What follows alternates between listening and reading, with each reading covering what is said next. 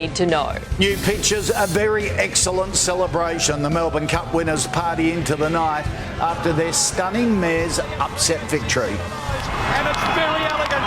10 Group 1s and now the greatest of them all. The race restarting the nation, blowing away the pandemic blues. New this morning, Glasgow grenade. I'm not an expert, but I know a crock of shite when I hear it. If these old fossils really wanted to save the planet, instead of running their mouths about it, they could, you know. The Aussie mining magnate launching a global offensive, firing up over climate inaction. New details, home loan warning. The Reserve Bank backs away from a promise to keep interest rates at record lows. What it means for your mortgage. New overnight, Oz Lotto riches. The $50 million jackpot goes off. 2 winning entries. Check your tickets. And people get ready again.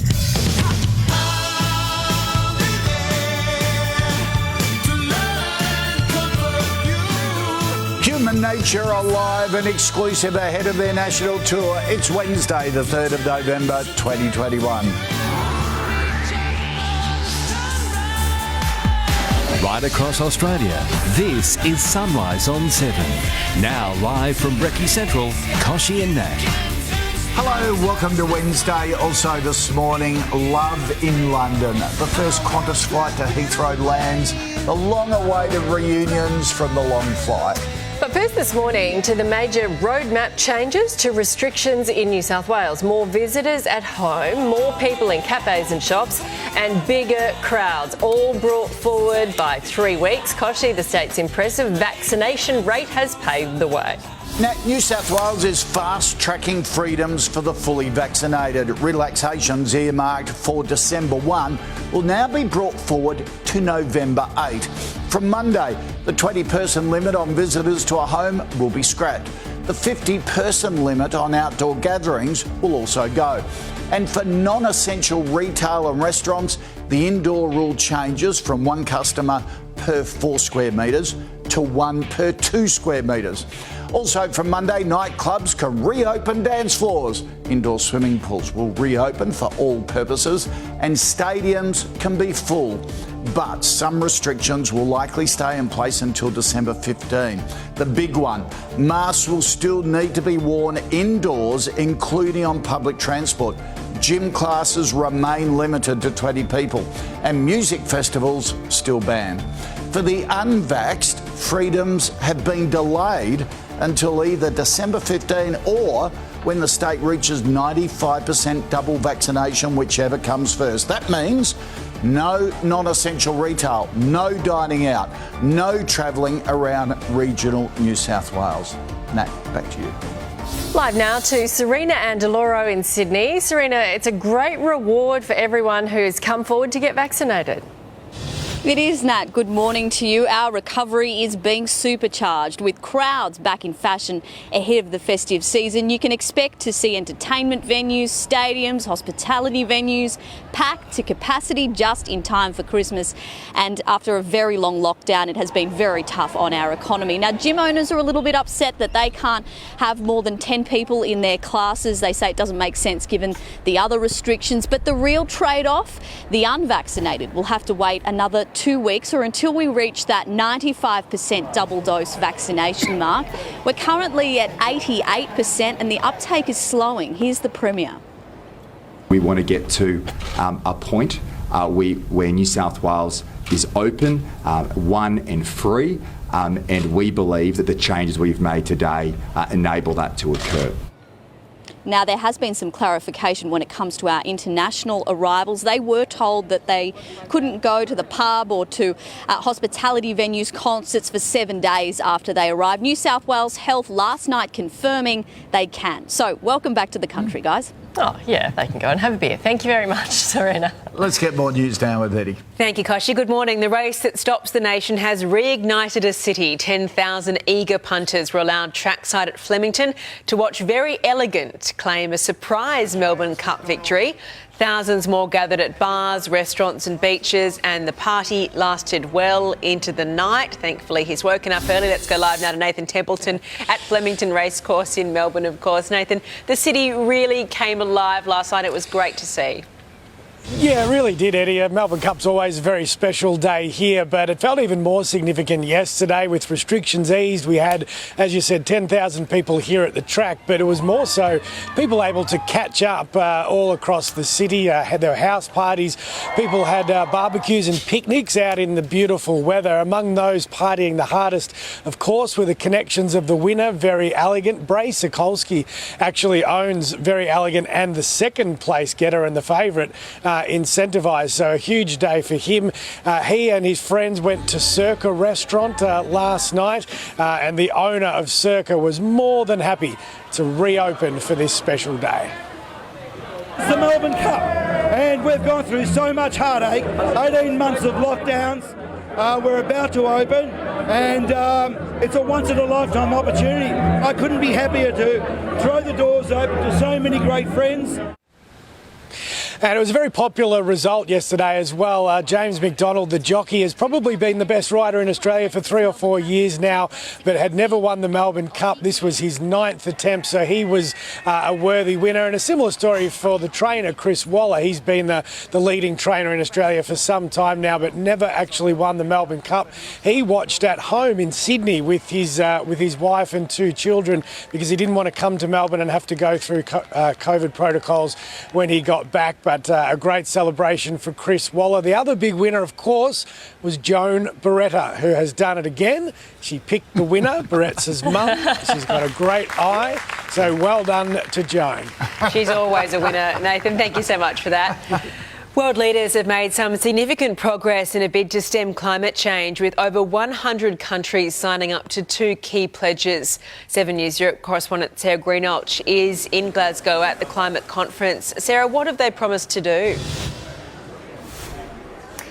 Good morning, Eddie. Some good news here from Glasgow this morning with a few major deals announced, as you say. The first promise is a pledge by world leaders to end and reverse deforestation by the end of 2030. It's a $20 billion commitment involving about 110 countries, including Indonesia, Colombia, and significantly Brazil, which is really great given the relentless pace at which such large parts of the Amazon have been cleared in recent years. The second is a global pledge to slash methane emissions by 30% by the end of this decade. Another important one, given that methane is such a potent greenhouse gas. Again, it's about 100 countries that have signed on, but unfortunately, some of the biggest emitters, including China, India, Russia and Australia, have not signed on. This particular deal was spearheaded by Europe and the United States. It amounts to about half the warming we're experiencing today, just the methane exposure. So together, we're committing to collectively reduce our methane by 30% by 2030, and I think we could probably go beyond that. Now, Aussie mining magnate Andrew Twiggy-Forrest actually met with President Joe Biden today as part of a group of business leaders who are committed to clean technologies. Fortescue Future Industries has just signed a deal with the United Kingdom, Eddie, to be its largest supplier of green hydrogen. All right, thank you very much, Sarah. The first direct service from Sydney to London has touched down in the UK. The QF1 was the first Qantas international flight to leave Australia since the travel ban was lifted. It crossed paths with return service QF2, which departed for Sydney. COVID tests are about to join milk and bread in your shopping cart. Rapid testing kits will be available in Woolworths from today as the supermarket giant starts stocking its shelves. Each kit will cost between $10 and $15 and come in packs of 3 or 5. They will be available from the customer service desk. New data has revealed $38 billion in JobKeeper payments went to companies that did not fall below thresholds. When announcing the wage subsidy program, the federal government said most companies would need to show a 30% fall in turnover. But the rules were relaxed to allow employers to qualify based on an estimation. Some MPs are saying this led to some of the biggest waste in our country's history. Australia's Reserve Bank has kept interest rates at the record low of 0.1% for the 12th month in a row. Let's go live now to political reporter Taylor Aitken in Canberra. Taylor, morning to you. That is good news, but a hike could be on the horizon. Yeah, that's right, Eddie. The Reserve Bank indicating that a stronger than expected bounce back in the economy has led to an earlier than expected rate rise. The RBA left the official cash rate on hold for the 12th month in a row at a record low of 0.1%. However, the language around their decision has shifted, with some lenders predicting rates will start rising 1 year earlier than expected in 2023, while others say it will potentially happen towards the end of next year. But the RBA isn't considering hiking rates to slow the growing alarm surrounding the housing affordability and property prices. Instead, RBA Governor Dr. Philip Lowe said the government should be looking at changes surrounding tax rules and housing stock to try slow that booming property market. Eddie? Thank you very much, Taylor. The investigation to find missing WA girl Cleo Smith has taken a sinister turn, with police searching the dark web for any sign of the 4-year-old. It's now 18 days since she disappeared from her family's tent. Detectives believe they are closer to identifying every person who was in the area where she was last seen. They also believe an opportunistic abductor snatched her. A young police officer is recovering today after being slashed with a knife while responding to a domestic violence incident in Sydney. The probationary constable, just 6 months into the job, was treated for cuts and a dislocated shoulder. The 38-year-old man has now been charged with attempted murder. Controversial Victorian MP Tim Smith is going against his boss's wishes, saying he won't resign from state parliament. Opposition leader Matthew Guy told Smith not to run in next year's election after he crashed his car while more than twice the legal alcohol limit. It's understood Mr Smith is considering hanging on despite his leader's public comments. An independent corruption commission report into Gladys Berejiklian is likely to be handed down in the middle of next year. Lawyers for the former New South Wales Premier have until February 14 to finalise their submissions. Her successor, Dominic Perrottet, says he will ban private phones for MPs if the ICAC recommends it. After the hearing was told, Darren Maguire urged Ms Berejiklian to buy one. The east coast of Australia will cop a drenching this week, with severe thunderstorm warnings in place for New South Wales, Victoria and also Queensland. The Bureau has confirmed a lingering trough moving towards the east is to blame. Heavy rain and storms will intensify over the next few days and also into the weekend. Melbourne's average rainfall is 60 millimetres in November. They are forecast to get up to 25 millimetres just today, nearly half their monthly total. The US could begin rolling out the Pfizer vaccine to children aged 5 to 11 within days as an expert panel prepares to give final approval. Let's go live to US Bureau Chief Ashley Mullaney now. Ash, good morning to you. Millions of doses are already ready to be rolled out.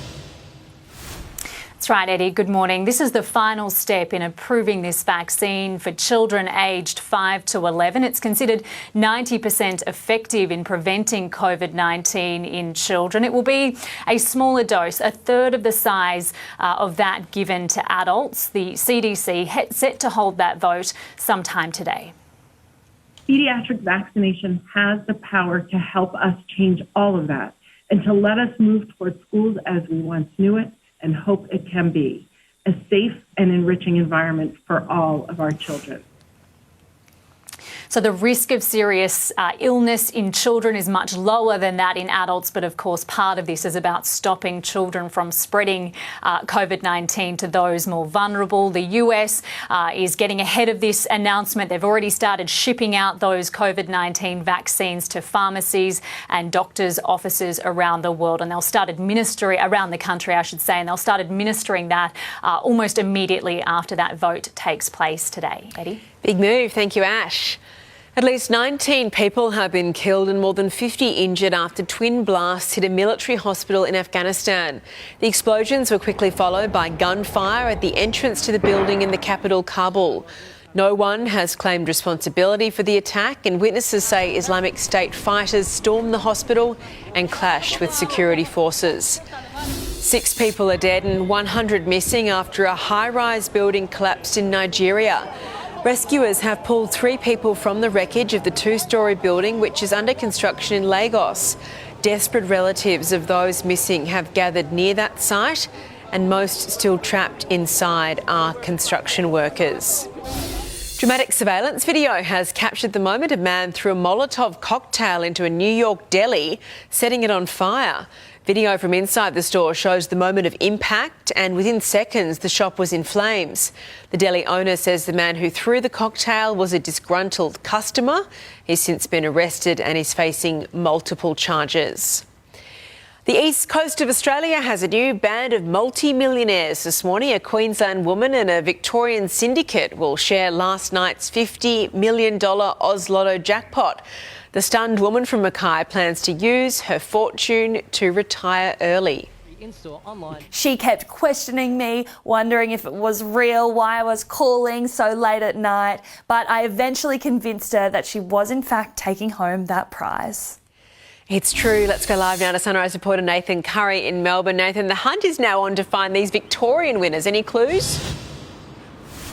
Not yet, Eddie. I can confirm it's not me, unfortunately, but there is 10 of them here in Victoria. Maybe they went to bed early, or maybe they were up too late celebrating the Melbourne Cup to check their ticket. But because there is 10 of them, they haven't won as much as that Queensland winner. But don't feel too sorry for them, because they are all multi-millionaires. They're all going to get $2.5 million each. But because of some of these syndicate members hadn't registered their ticket, the lot isn't able to just ring them up and let them know. So the onus is on them to check their ticket. So if you haven't done that, I recommend you do so immediately, because there could be a couple of $1 million sitting there. They're a spread out bunch in this syndicate. There's 8 across Greater Melbourne. There's 1 up in Shepparton and 1 over in Geelong. As I said, Eddie, I'm not one of them, but money isn't everything.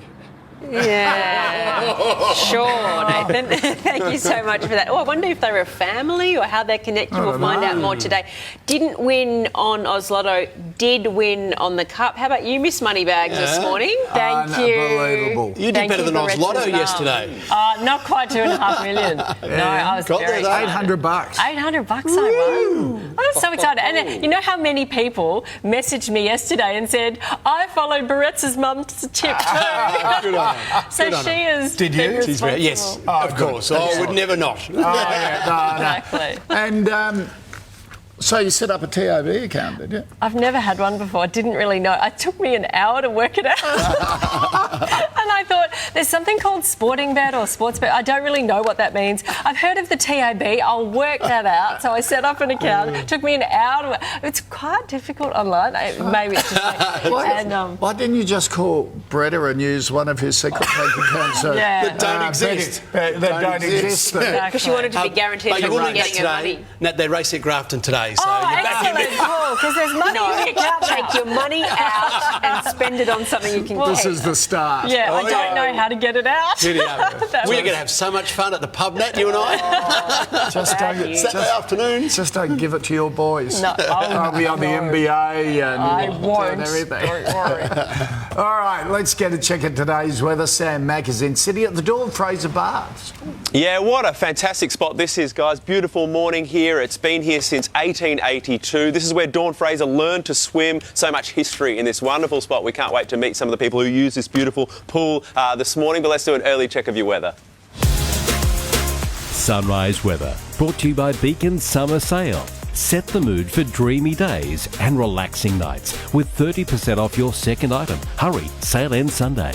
A shower or two for Cairns today, partly cloudy for Townsville and Mackay. Similar conditions for Rockhampton, partly cloudy for Toowoomba. Brisbane, partly cloudy as well, and 25. Showers increasing for Bourke, mostly fine for Tamworth. Sydney, partly cloudy, a top of 25. Wollongong, also partly cloudy.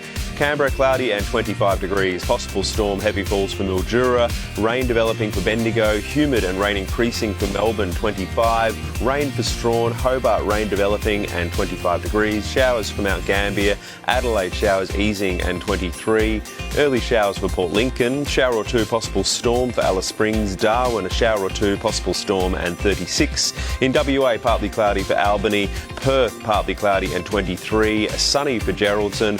Mostly fine for Broome and sunny for Exmouth. We'll be chatting with some water polo players, some people who start their day with a swim here. It's going to be great to showcase the beautiful Dawn Fraser Baths here in Balmain. Really historic, isn't it? Lovely. Yeah. All right, Sam, thank you. How'd you like to win some cash? The Sunrise Cash Cow. Cash Cow, 20 grand to give away when we call our lucky winner. To be in our next draw, you need the code word November. Now, SMS the daily code word and your full name and address to 19777 Entries close at 4:30pm Australian Eastern Daylight Time.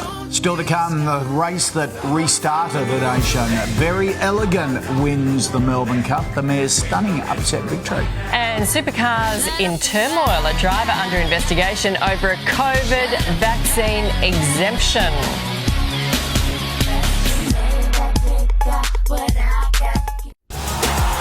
Sunrise Sport, brought to you by Optus. Get the latest 5G phone at the best price guaranteed.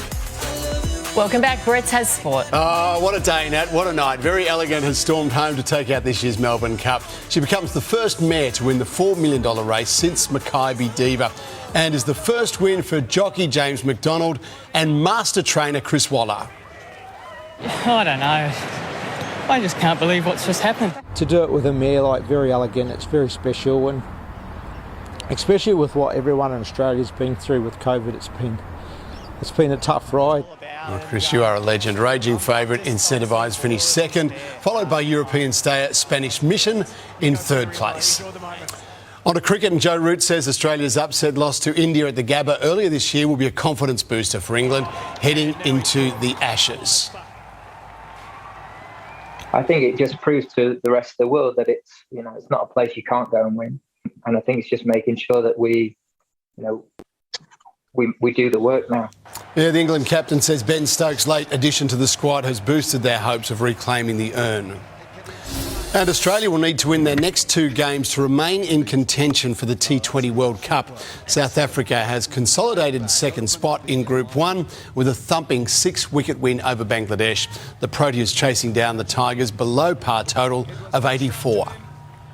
So David Miller, all the confidence, finishes it in style. Pakistan have qualified for the semi-finals after putting on the second 100-plus partnership in the Super 12s in their 45-run win over Namibia. Tottenham have confirmed they've signed Antonio Conte as their new manager for 2 years. The former Chelsea manager replaces Nuno Espirito Santo, who was sacked earlier this week following a poor run of results. Conte won the Premier League with Chelsea in 2017. His first game in charge will be in the European Conference League on Friday. The Supercars season restart has been thrown into turmoil just days after the return race in Sydney. It's believed that New South Wales Health is investigating Kelly Grove racing driver David Reynolds over whether the vaccine exemption he used to enter the state is valid. If not, it means his season could be over. Sydney Motorsport Park will host the next 3 weekends of racing before the season-ending Bathurst 1000. Let's park that and go back to the Melbourne Cup. Chris Waller, did you realise, got up at 4:30 this morning. He is back at track work this morning at Rosehill in his office, reset and ready to go. I mean, that's a trooper, isn't it? Yeah. Takes it in his stride. And after spending the day with Steph, his wife and kids at home, watching him in front of the TV when he probably could have been there. Yeah, that's right. Awesome. Yeah. Great story too. I didn't realise he and Steph grew up in the same town together. She's just a couple of years younger. Yeah, they went to school together. Amazing story. What a romance. I know. Lovely. They're Legend a of a great man. couple, and you couldn't get a nicer guy too. Absolutely. And you can see the emotion in his voice. Hear, the emotion. Yeah. It's a great story, isn't it? We'll hear from the winning jockey too, James McDonald, soon. Coming up, rolling back restrictions. What's changing in New South Wales as the state surges towards the next milestone? Plus, the first flights out of Australia in more than 18 months. We're on board for the historic journey.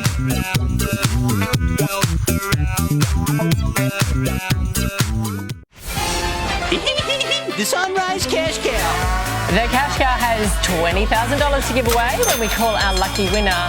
To be in the next draw, you need the code word November. Now, SMS the daily code word, your full name and address to 19777. Entries close at 4:30 this afternoon, Eastern Daylight Time. On social media yesterday, did I see the Cash Cow at Flemington? Really? Yes. She got back fast. Yeah, she gets around. Absolutely, spreading the cheer. Look at her. She must have just gone out she's still a bit drunk. Got from the track, out for a few drinks and back. Been out to see Chris Waller. Yeah. And top stories on Sunrise. Developing now, Freedom fast-tracked. Major changes to Sydney's roadmap. The new wave of relaxed rules rolling in next week. Everything you need to know. New pictures, a very excellent celebration. The Melbourne Cup winners party into the night after their stunning mare's upset victory. And it's very elegant. 10 Group 1s and now the greatest of them all. The race restarting the nation, blowing away the pandemic blues. New this morning, Glasgow grenade. I'm not an expert, but I know a crock of shite when I hear it. If these old fossils really wanted to save the planet, instead of running their mouths about it, they could, you know. The Aussie mining magnate launching a global offensive, firing up over climate inaction. New details, home loan warning. The Reserve Bank backs away from a promise to keep interest rates at record lows. What it means for your mortgage. New overnight, Oz Lotto riches. The $50 million jackpot goes off. 2 winning entries. Check your tickets. And people get ready again.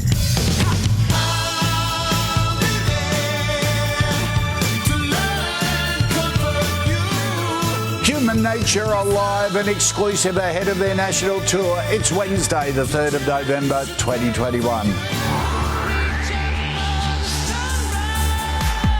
Right across Australia, this is Sunrise on 7. Now live from Brekkie Central, Kochie and Nat. Hello and welcome to Wednesday, everyone. The morning after the Melbourne Cup. You really got the feeling the nation stopped and had one heck of a party. Celebrations from coast to coast to shake off the year we'd rather forget. Winning jockey James McDonald will join us live soon. Also coming up, love in London. The first Qantas flight to Heathrow, the long-awaited reunions from the long flight. But first this out to the major roadmap changes to restrictions in New South Wales. More visitors at home, more people in cafes and shops, and bigger crowds, all brought forward by 3 weeks. Kochie, the state's impressive vaccination rate has paved the way. Now, New South Wales is fast-tracking freedoms for the fully vaccinated. Relaxations earmarked for December 1 will now be brought forward to November 8. From Monday, the 20-person limit on visitors to a home will be scrapped. The 50-person limit on outdoor gatherings will also go. And for non-essential retail and restaurants, the indoor rule changes from 1 customer per 4 square metres to 1 per 2 square metres. Also from Monday, nightclubs can reopen dance floors. Indoor swimming pools will reopen for all purposes and stadiums can be full. But some restrictions will likely stay in place until December 15. The big one, masks will still need to be worn indoors, including on public transport. Gym classes remain limited to 20 people and music festivals still banned. For the unvaxxed, freedoms have been delayed until either December 15 or when the state reaches 95% double vaccination, whichever comes first. That means no non-essential retail, no dining out, no travelling around regional New South Wales. Nat, back to you. Live now to Serena and Deloro in Sydney. It's a great reward for everyone who's come forward to get vaccinated.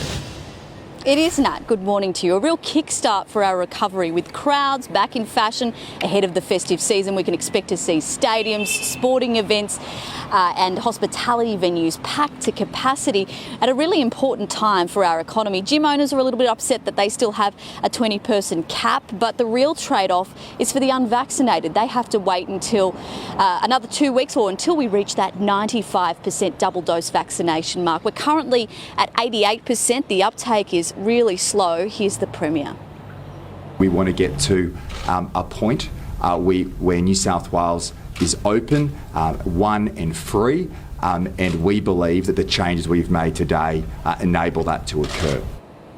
Now, there has been some clarification for our international arrivals too. They were told that they could not visit any hospitality venues or the pub for 7 days after they arrived. New South Wales Health confirming yesterday that they can visit those venues. So good news for them, they can have a beer. Yeah, thanks, Serena. Let's get more news down with Eddie. Thank you very much. Speaking of having a beer, the race that stops the nation has reignited a city. 10,000 eager punters were allowed trackside at Flemington to watch Very Elegant claim a surprise Melbourne Cup victory. Thousands more gathered at bars, restaurants and beaches, and the party lasted well into the night. Live now to Nathan Templeton at Flemington Racecourse in Melbourne for the clean-up this morning. Nathan, the city really came alive last night. It did, Eddie. It felt like a very special Melbourne Cup day with the restrictions eased here. Not only did we have the 10,000 people here at the track, but also people were able to catch up right across the city. They had house parties and they were able to enjoy barbecues and picnics in the beautiful weather. And the party continued well into the night for the connections of the winner, Very Elegant. In fact, Bray Sokolsky actually owns Very Elegant and the second place getter Incentivised. So a big day for him. His group of friends went to Circa restaurant in St Kilda for their celebrations last night, and the owner of Circa was delighted to be open in time for the big day.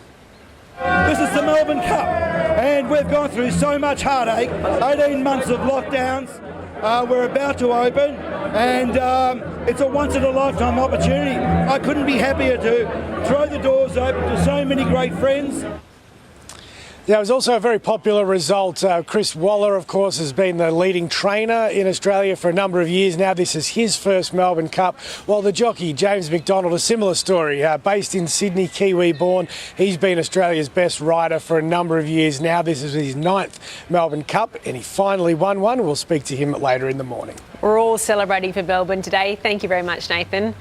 Scott Morrison has met Prince Charles at the Climate Summit in Glasgow. The pair chatted ahead of the Commonwealth Leaders' reception, with the Prime Minister promoting Australia's climate credentials. But now we've committed to net zero by 2050. Australia's done that here at COP26, doubled our climate finance commitments. Their meeting comes weeks after Prince Charles criticised the PM before he'd made the commitment to attend the conference. And more than 90 countries are signing up to a global methane pledge. They've agreed to cut emissions by 30% by 2030. Methane is the world's second largest contributor to climate change among greenhouse gases. It's one of the most potent greenhouse gases there is. It amounts to about half the warming we're experiencing today. World leaders have also vowed to end deforestation by 2030.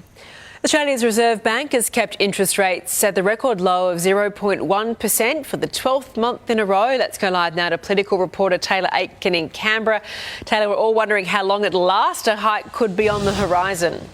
Yeah, that's right, Eddie. The economy bouncing back stronger than expected, with the RBA saying that could lead to an earlier than expected rate rise. The RBA kept the official cash rate on hold yesterday for a record 12th month at 0.1%. However, the language around their decision has shifted, with some lenders predicting rates will start rising 1 year earlier than expected in 2023, while others say even towards the end of next year. But the RBA isn't considering hiking interest rates to slow the booming property market, instead suggesting the government look at tax changes or how Australians live in order to slow that boom. Eddie? Thanks very much, Taylor.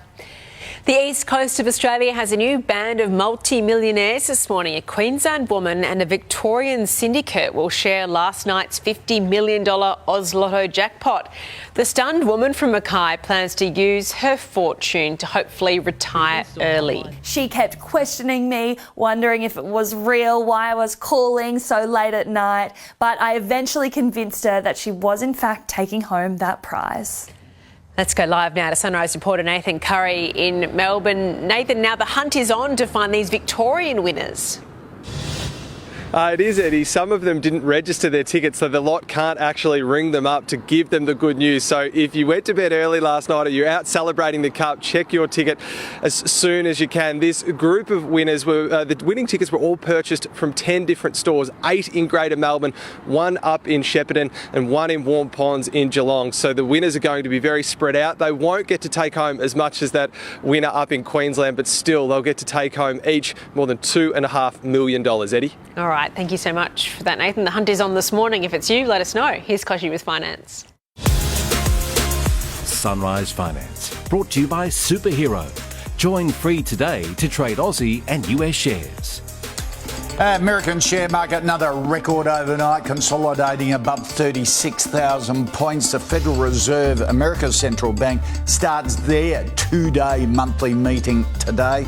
Investors are looking out for that.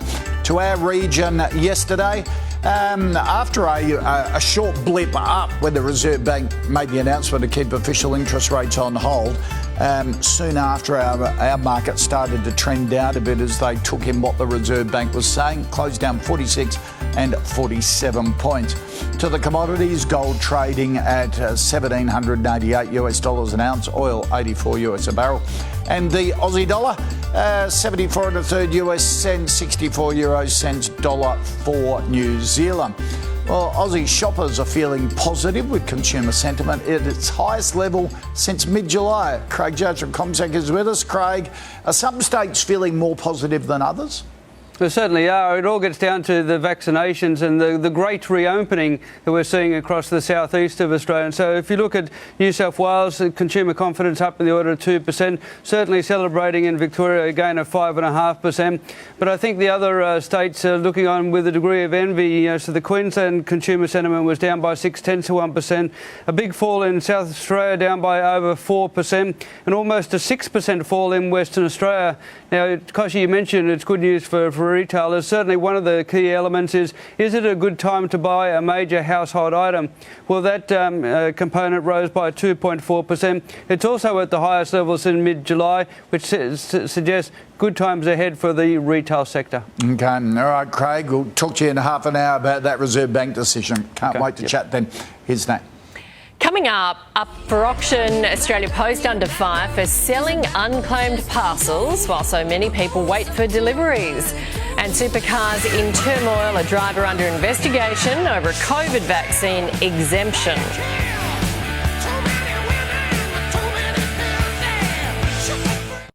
Welcome back. Brett has sport. Morning, guys. Very Elegant has stormed home to take out this year's Melbourne Cup. She becomes the first mare to win the $4 million race since Makybe Diva, and the first win for jockey James McDonald and master trainer Chris Waller.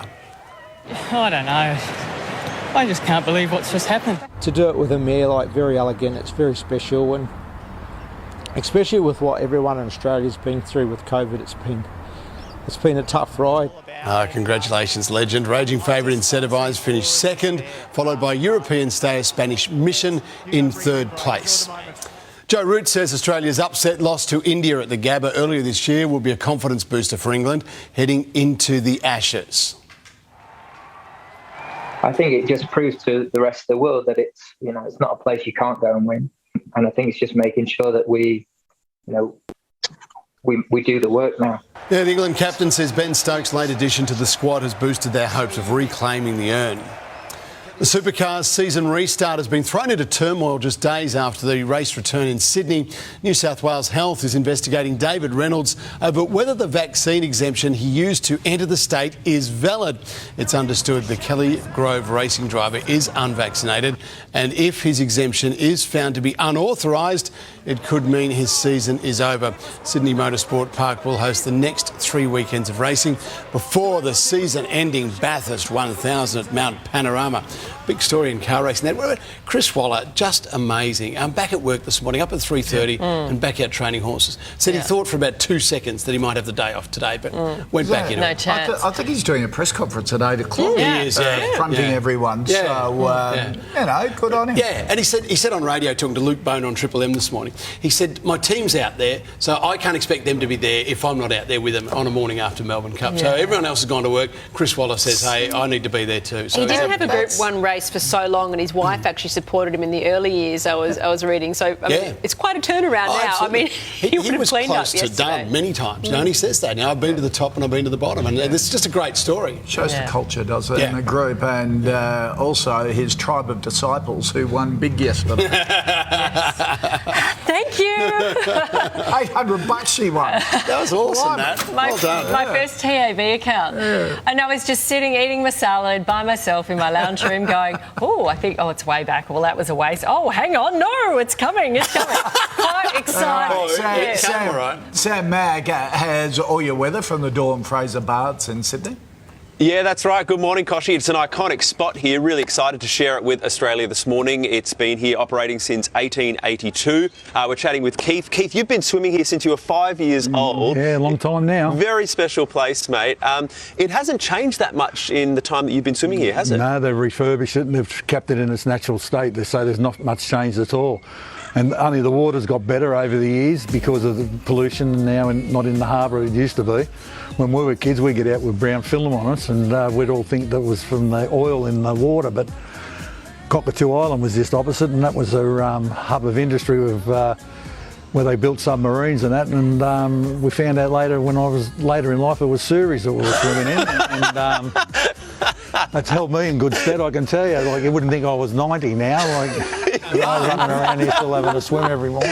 It's been good for you though, hasn't it? You haven't needed to have many vaccines through your life because you built up that immunity. I didn't even need a vaccine for COVID because I'd been immune to everything, you know, so it's all been good, it's all been positive, and the salt water here has kept me young. Well, there's a solution. Kept me young, there's a solution that can be rolled out pretty quickly if people want to make sure they're immune well, from it's COVID. pandemic free. Yeah, exactly. We're going to have more of a chat in a moment. There's so much to share about this great spot here with you, Keith, but let's do your weather.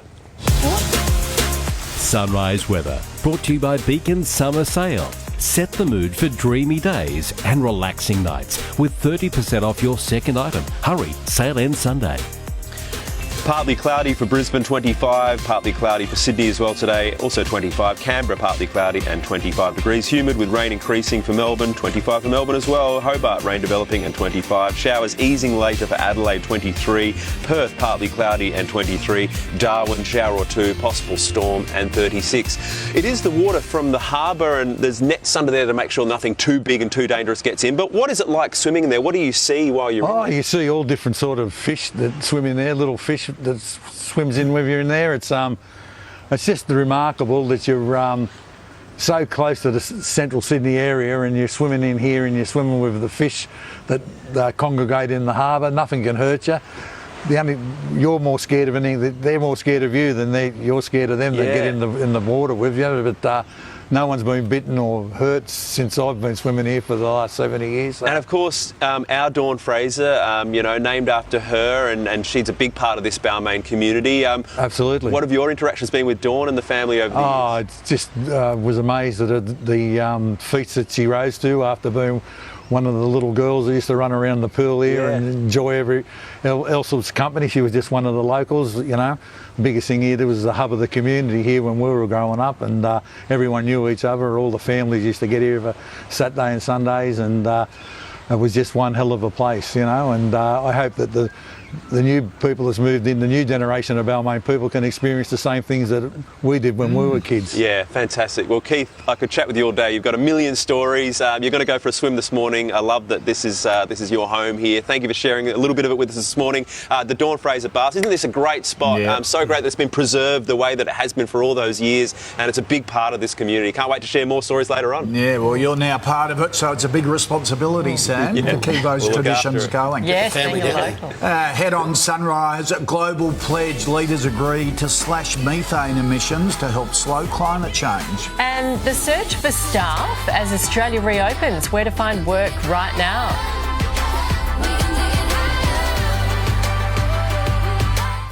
Welcome back. World leaders have made some significant progress in a bid to stem climate change, with over 100 countries signing up to 2 key pledges. 7 News Europe correspondent Sarah Greenock is in Glasgow.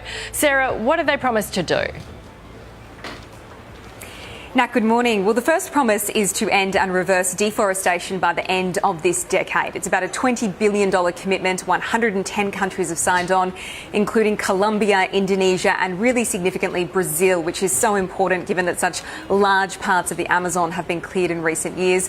The second promise is a pledge to cut global methane emissions by 30%, again by the end of this decade, 2030. Methane is considered one of the most potent greenhouse gases, so it is a good one, although activists say more still needs to be done. Unfortunately, some of the world's biggest emitters, the likes of China, India, Russia and Australia, haven't signed on. This particular deal has been spearheaded by the European Union and President Biden. He spoke a little earlier today. It amounts to about half the warming we're experiencing today, just the methane exposure. So together, we're committing to collectively reduce our methane by 30% by 2030, and I think we could probably go beyond that. The US President and other world leaders are actually jetting off from Glasgow in their private jets now this evening, and then the negotiators will move in to try and strike some more of these deals. Yeah, being criticised for the private jets, aren't they? And Australian mining billionaire Andrew Forrest is there. We'll have a talk to him later about what they're achieving. Here's Koshi.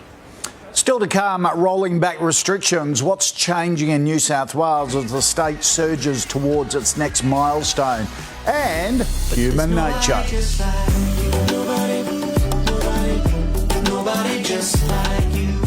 The Aussie favourites are live on Sunrise.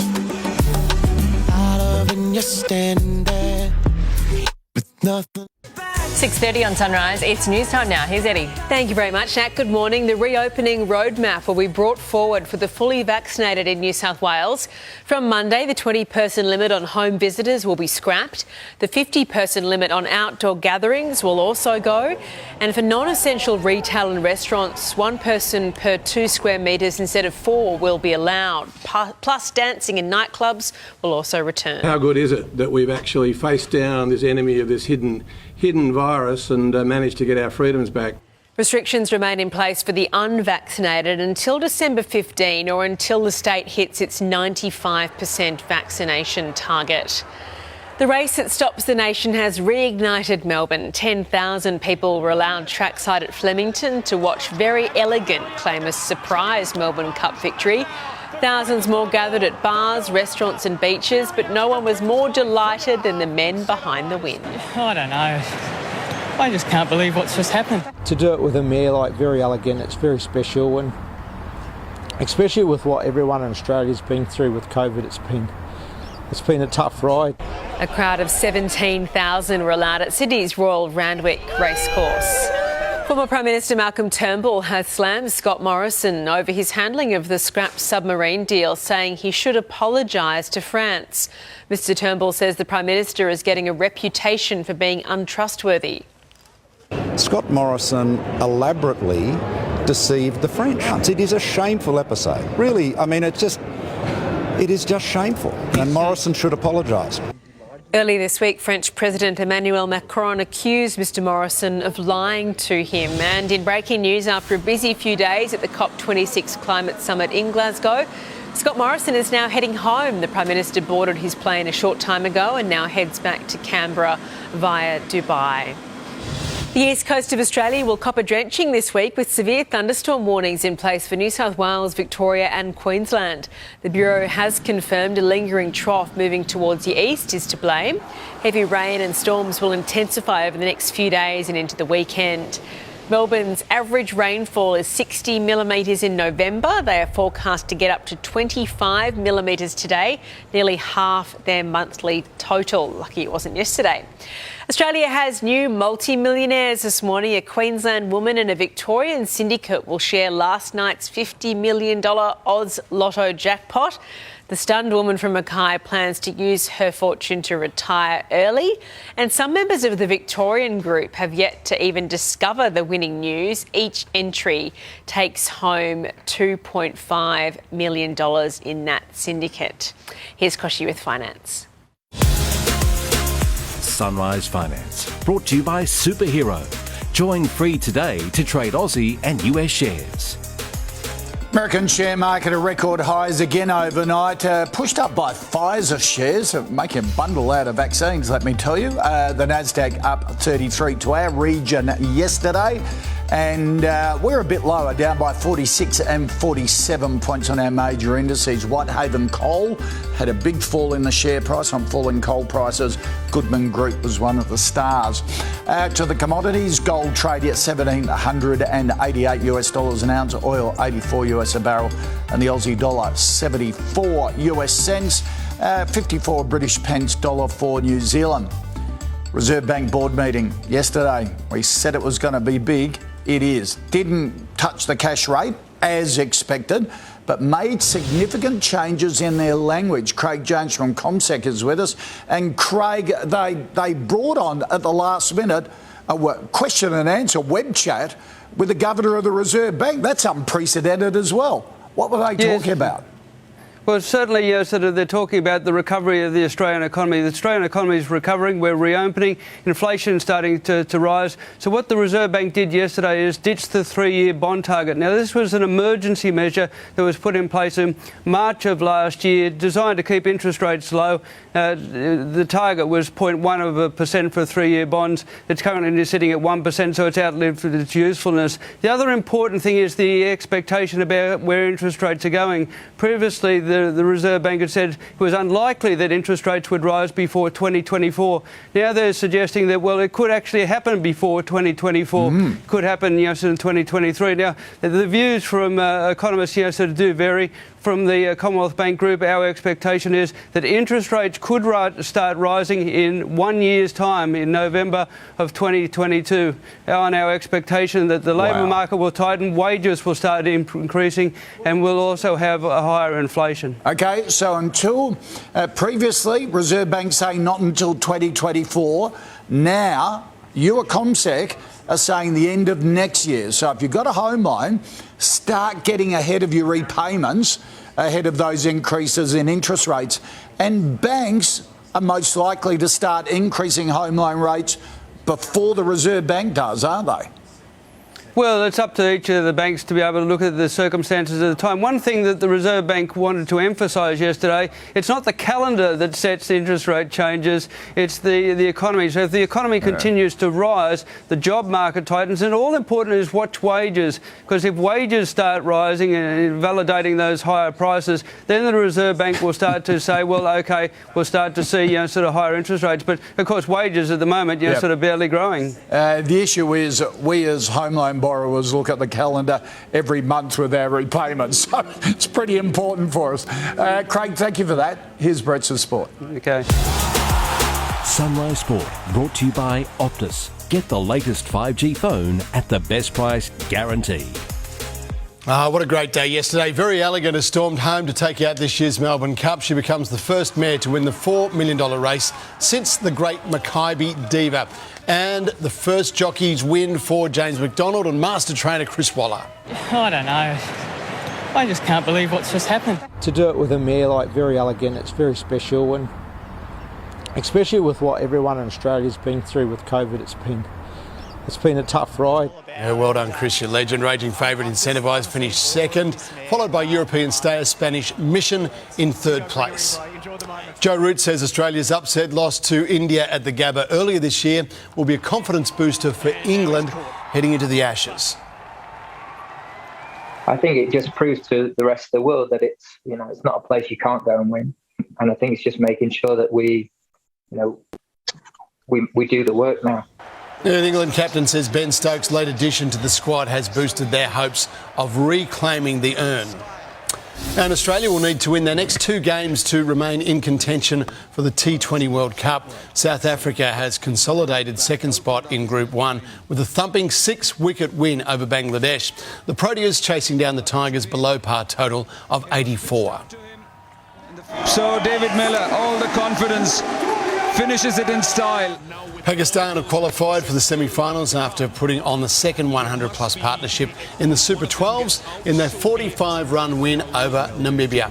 Yeah, you certainly get the feeling England are just trying to get inside our heads at the moment, aren't they? They're just tick, tick, tick, picking away. Yeah. Won't work. We can pick up. Oh, so obvious. Yeah. Obvious. Like a sledgehammer, we They're actually know. falling into our trap. Yeah. The mind games begin. One of the specialists of mind games, though, is Sam Mack. He's in Sydney at the Dawn Fraser Baths. That's right. Good morning, Koshi, and some very special guests joining us now. Bronwyn Smith and Taryn Woods, of course, members of our Sydney 2000 Olympic gold medal winning team for water polo. It was a nail biter against the USA. We all get goosebumps every time we see that vision again. But you guys, it all started right here. You live so locally. Your cousins, I didn't know that you were cousins. I'm learning so much this morning. You live just behind there. This is a special place, isn't it? Oh, it really is. As you said, we grew up here. Every week we had swim club down here, and then we eventually got into water polo, so a big part of our lives, and now our kids are playing here and we're coaching here, and it's a great place for the community. What are your recollections of around the age 12, 13 when you guys are starting to play together? Did you ever think one day it could... At that point, it wasn't even an Olympic sport, was it? Yeah, I think we just loved it. And, you know, we kind of were playing, and I guess as when you were kids at 12 and 13, you think men's water polo was in the Olympics. By the time we're you know, at that level, it'll be in the Olympics. So kind of not something that was a conscious thought, but when as you get older and you're thinking maybe it won't. But yeah, super exciting to be part of the first ever Olympic competition. Absolutely. We're having a look at some of the youngsters now and training at night. Tell us about the team we're looking at.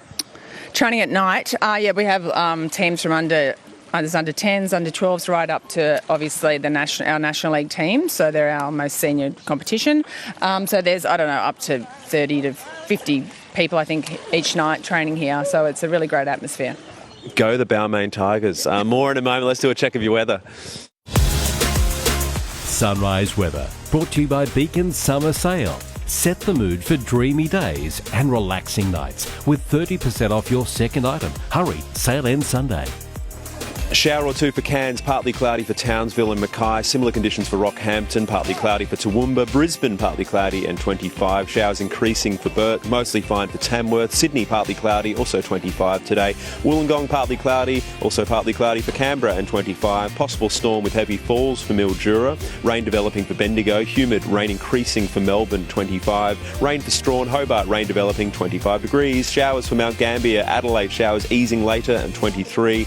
Early showers for Port Lincoln, shower or two, possible storm for Alice Springs. Darwin, a shower or two, possible storm in 36. In WA, partly cloudy for Albany. Perth, partly cloudy in 23. Sunny for Geraldton, mostly fine for Broome, and sunny for Exmouth. A lot of players would train and learn in an indoor, regular pool. Is there any difference to training somewhere like this where there are fish and there are all sorts of creepy crawlies coming through? Is there any difference? And the harbour water, of course. I think it makes us a little bit tougher, maybe. No, look, it's. I mean, the great thing for us is we've got so much space here, and you know, so we can fit in lots of kids, lots of people, and it's a real, you know, compared to other pools, you know, we can kind of get in whenever we want, and you know, that sort of thing. So it's been a really great atmosphere for kids, but yeah, maybe breeze is a little bit tougher than some of the other, you know, nice chlorine straight-laced pools. Yeah. The silver spoon pools that the Americans enjoyed back in the day. Congratulations, ladies. And the fantastic floodlights as well, so they can have night games here and training at night. It is a wonderful spot, the Dawn Fraser Baths here. And well done to the youngsters. Thank you, guys. Thanks for showing your skills this morning. We'll be back with more from the Dawn Fraser Baths very soon. Yeah, it looks beautiful, doesn't it, this morning? Coming up, how would you like to win some cash? The Sunrise Cash Cow. Little old Cash Cow has $20,000 to give away when we call our lucky winner. To be in the next draw, you need the code word November. Now, SMS the daily code word, your full name and address to 19777077. Entries close 4:30 this afternoon, Eastern Daylight Time. Soon on Sunrise, up for auction. Australia Post under fire for selling unclaimed parcels while so many people wait for their deliveries. Plus, busting the biggest COVID myths. What's really stopping the final wave of Aussies from getting vaccinated? And Hollywood lawsuit why one of the stars of Tiger King is suing Netflix. Morning Brisbane, partly cloudy day ahead, some showers as well, 25 degrees. Sydney, mostly sunny day on the cards and 25 degrees, 17 right now. Melbourne, humid, cloudy and a lot of rain coming, top of 25 in the city. Here's Nat. Thanks, Kochie. Well, the Queen might not have been able to attend the World Climate Summit, but that has not stopped the royal family from making their message clear about the environment. Overnight, the two future kings urged leaders in Glasgow to safeguard the planet's future, with Prince Charles hoping this meeting will make the urgent changes the world needs. I can only pray that this time this session will provide us with a real sense of the seriously urgent systemic shifts that need to happen to deliver on our vision. Their take this morning, we're joined by journalist Joe Hildebrand in Sydney and CFM Brekkie host Bianca Dye on the GC. Joe, let's start with you. We've probably never seen the Royals take such a strong public stand before. Do you think it'll change the way people see the topic of climate change? Will it help? Yeah, unfortunately not. We've seen in Glasgow very, very high hopes leading up to COP26, and they've all basically been dashed because the big emitters have just acted in entirely self-interest. And I think this is a lesson for everybody. You can only back pragmatism. Fine words and high hopes aren't going to do a damn thing if you don't have powers like China, Russia, Brazil, even India coming to the table, because they're simply going to act in their own political interests and, to a lesser extent, I would suspect, their population's interests. So all the niceties just count for diddly squat, unfortunately. Although it's good to see the Queen doing better than her namesake, Elizabeth I, and thinking about the future, because as we all know, Elizabeth I's great failing, one of very few, it has to be said, was to not produce an heir, which meant that James VI from Scotland then became James I of England and took over the British throne. And we all know what happens when the Scots get involved in those sorts of things. It never ends well. Okay, you're answering the emails from all our Scottish viewers, Joe. Get off. Bianca, there is a bit of criticism this morning. We've seen 400 private jets turn up. Should these guys lead by example? What do you think of the whole shebang? Yeah, look, I hope the Royals are offsetting their flights. That kind of makes sense. I have to say, I think Harry needs to be a little more involved with this. Harry and Meghan, okay? Because we love Prince Charles, we love Prince Harry. They're great, right? But they're kind of the fuddy-duddy royals. To me, the rock star royals, the ones that have defected, Harry and Meghan. We all see what happens when Harry and Meghan make a little bit of a hoo-ha about something. Oprah wants to be a part of it. If you want the world to listen about climate change, you need Oprah to get on board. So I'm sorry, until they wrangle Harry back in for a chat with Meghan, those guys have the power to have the entire world eating out of their hands. So for me, it's like, it's all great. I love that the Royals are, bringing up climate change. It's something that's taken a backseat, obviously, during the pandemic, and we've forgotten that, oh, that's right, we're ruining the planet. Yeah, let's go and talk about that again. We need to. So but bring Harry and Meghan in. Let's make it powerful. The world will listen. Okay, so maybe Prince Andrew, what's he up to these days? Joe, we know what he's up to. You're a troublemaker. So 2 future kings and a queen on Zoom, not enough for you, Bianca? Okay. Let's move on to the next one. Australia's parcel frustrations are going postal. Australia Post is hosting an online auction of unclaimed parcels that cannot be delivered or returned to sender. This is after only 2 months, Joe. Is this a good look, given that people are still waiting quite a few weeks for their deliveries right around the country? Yeah, I found this a little bit puzzling. I'm still waiting on my passport to arrive in the post, so I'm officially persona non grata. Yeah, that's something else. But you can't use it anyway. That's right. But I thought the items that people are posting without a return address, I thought were very interesting. Like, people are posting jewellery without a return address. And can I just make the suggestion to all the ladies watching out there, if someone's sending you jewellery without a return address on it, he's just not that into you. I think that surely that's just like, oh no, I can't have the bracelet coming back to my wife. I know, right? Oh, that's not on. Yeah. You have a dark mind. Bianca. You're so evil, Joe. I love it. I can't help it. Bianca, let's go to you. I love it. First of all, have you ever been posted jewellery without a return address? And yeah, we were always taught to put sender and our little address on the back. People are obviously not doing this.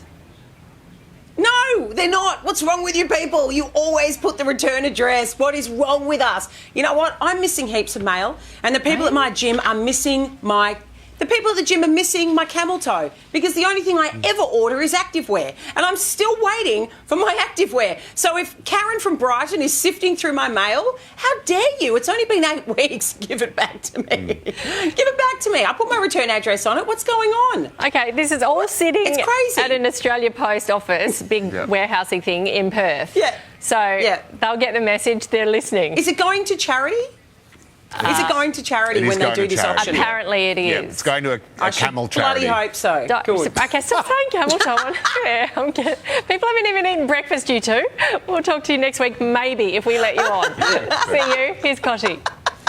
Coming up on Sunrise, the party that stops the nation, Very Elegance Connections, celebrate late into the night after winning the Melbourne Cup. Winning jockey James McDonald joins us live. plus rolling back restrictions. What's changing in New South Wales as the state surges towards its next vaccine milestone? And a battle between good and evil. Meet Marvel's new vampire anti-hero. Increased speed, some form of bat radar. What else can I do? Oh, your first look at Oscar winner Jared Leto in Morbius.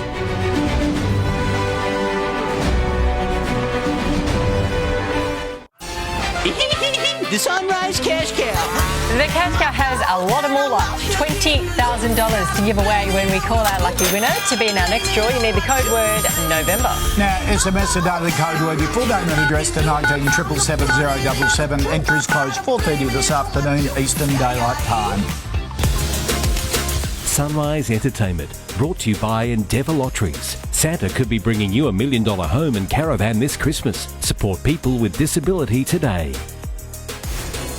Let's get some entertainment news now. Nelson Aspin's in New York, matching outfits today, Nelson.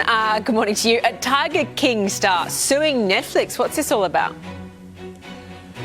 Oh, Lord, the drama in the second season hasn't even started yet. Carol Baskin herself is suing Netflix for the way she's being portrayed in the next season. Now, this is just days after the release of the new trailer. She's filed an emergency motion for a temporary restraining order to bar them from, quote, any use of the film footage of the Baskins and the Big Cat Rescue Sanctuary in the new season or any related promo or advertising. It turns out, Eddie, Carol's arguing that she was told that this would be more of a documentary to expose the big cat trade instead of a series where she's portrayed as the villain. And of course, the new season is set to explore the claims that she may have had something to do with her husband's death, Eddie. And Marvel has a new vampire anti-hero, Nelson.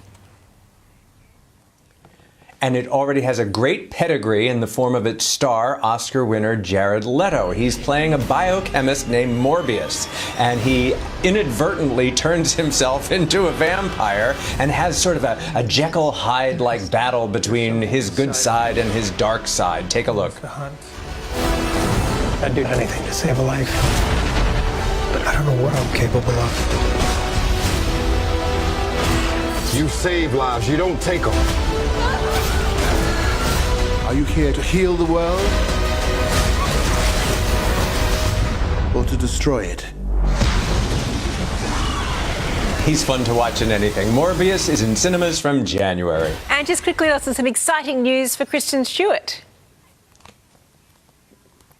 She is officially engaged. We found out today she and her longtime girlfriend have decided to make it official. They actually met on a movie set 8 years ago, reconnected just 6 years later. And she told Howard Stern last year she had plans to propose, and today she made good on those plans. Congratulations to them. Dylan Myers is her name, and she's a screenwriter. Oh, congratulations indeed. Thanks, Nelson. Check in with you soon. Guys, back to you.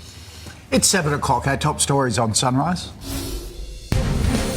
Developing now, freedom fast-tracked. Major changes to Sydney's roadmap. The new wave of relaxed rules rolling in next week. Everything you need to know. New pictures, a very excellent celebration. The Melbourne Cup winners party into the night after their stunning mare's upset victory. And it's very elegant. 10 Group 1s and now the greatest of them all. The race restarting the nation, blowing away the pandemic blues. New this morning, Glasgow grenade. I'm not an expert, but I know a crock of shite when I hear it. If these old fossils really wanted to save the planet, instead of running their mouths about it, they could, you know. The Aussie mining magnate launching a global offensive, firing up over climate inaction. New details, home loan warning. The Reserve Bank backs away from a promise to keep interest rates at record lows. What it means for your mortgage. New overnight, Oz Lotto riches. The $50 million jackpot goes off. 2 winning entries. Check your tickets. And people get ready again.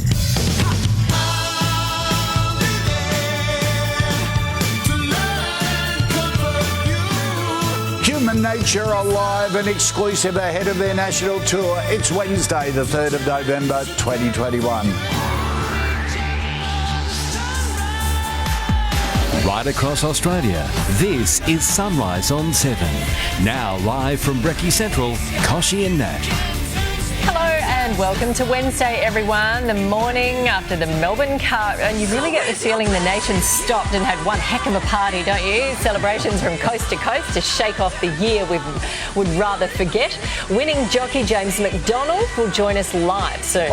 Also coming up, love in London. Look at this. The first Qantas flight to Heathrow lands. The long-awaited reunions from the long flight. But first this hour, to the major roadmap changes to restrictions in New South Wales. More visitors at home, more people in cafes and shops, and bigger crowds, all brought forward by 3 weeks. Koshi, the state's impressive vaccination rate, has paved the way. Now, New South Wales is fast-tracking freedoms for the fully vaccinated. Relaxations earmarked for December 1 will now be brought forward to November 8. From Monday, the 20-person limit on visitors to a home will be scrapped. The 50-person limit on outdoor gatherings will also go. And for non-essential retail and restaurants, the indoor rule changes from 1 customer per 4 square metres to 1 per 2 square metres. Also from Monday, nightclubs can reopen dance floors. Indoor swimming pools will reopen for all purposes and stadiums can be full. But some restrictions will likely stay in place until December 15. The big one, masks will still need to be worn indoors, including on public transport. Gym classes remain limited to 20 people and music festivals still banned. For the unvaxxed, freedoms have been delayed until either December 15 or when the state reaches 95% double vaccination, whichever comes first. That means no non-essential retail, no dining out, no travelling around regional New South Wales. Nat, back to you. Live now to Serena Andaloro in Sydney. Serena, these new changes are a great reward for all the fully vaccinated people. Yeah, Nat, for the vaccinated, the recovery is being supercharged with crowds back in fashion ahead of the festive season. We can expect to see entertainment venues, stadiums, hospitality venues packed to capacity. But gym owners are a little upset that in light of all this, that they can't have any more than 20 people in their classes. And of course, the unvaccinated will have to wait until we reach that 95% double dose vaccination mark or another 2 weeks. We're currently at 88%. The uptake is pretty sluggish. Here's the Premier. We want to get to a point where New South Wales is open, one and free, and we believe that the changes we've made today enable that to occur. This is a clear push from the Premier to incentivise vaccination for the final few. We are on the home stretch, Nat.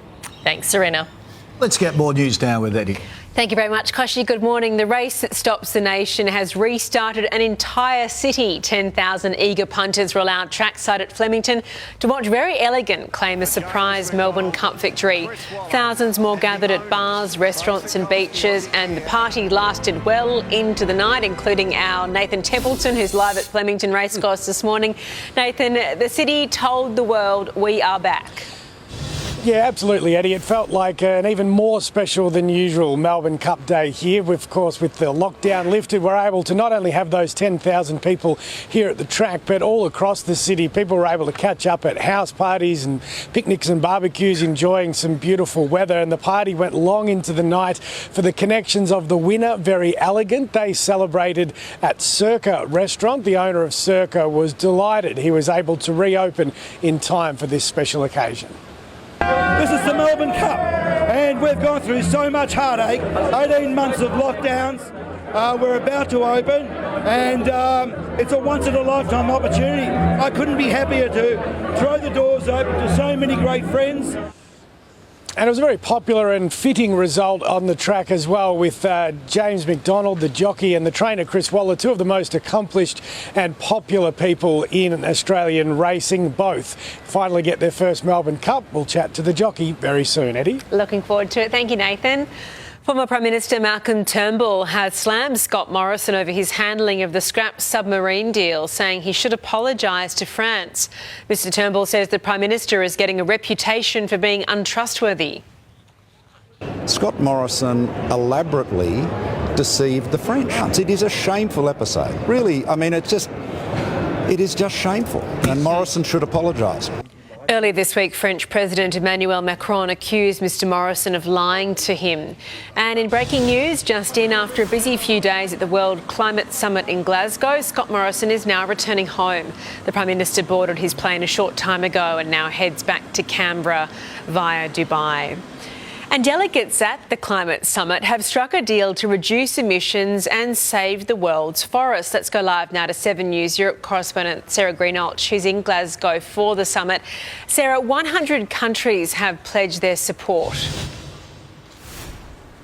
They have, Eddie. Good morning. These are two separate but equally important announcements here in Glasgow today. So the first is a promise from world leaders to end and reverse deforestation by the end of this decade. It's about a $20 billion initiative involving 110 countries. Significantly, Brazil has signed on, which is so great given such huge parts of the Amazon rainforest have been cleared in recent years.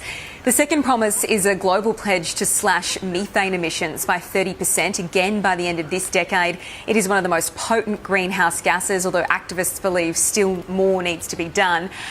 Sadly, in this case, a lot of the biggest polluters, countries like China, India, Russia and Australia, are refusing to sign on to this. It is being led by the US president. It amounts to about half the warming we're experiencing today, just the methane exposure. So together, we're committing to collectively reduce our methane by 30% by 2030, and I think we could probably go beyond that.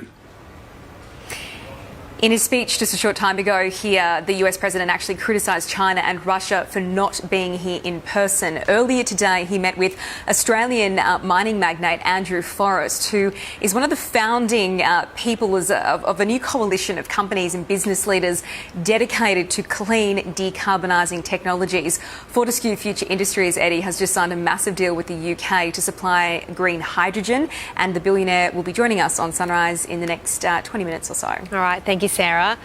Australia's Reserve Bank has kept interest rates at the record low of 0.1% for the 12th month in a row. Let's go live now to political reporter Taylor Aitken in Canberra. Taylor, we're all wondering this morning how long will it last? A hike could actually be on the near horizon. Yeah, that's right, Eddie. With the recovery from the COVID-19 pandemic well underway in the economy, the Reserve Bank has indicated that rates may rise earlier than first expected. The RBA kept the cash rate on at a historic low of 0.1% yesterday, so it isn't anything to be concerned about just yet. However, the language around their decision has shifted, with some lenders indicating rates will start rising 1 year earlier than expected in 2023, while others say even towards the end of next year. But the RBA isn't considering hiking rates as a way to slow down the housing industry, the housing property boom. Instead, they have suggested that the government look at tax changes or housing supply in order to slow down that boom. Eddie? Thank you very much, Taylor.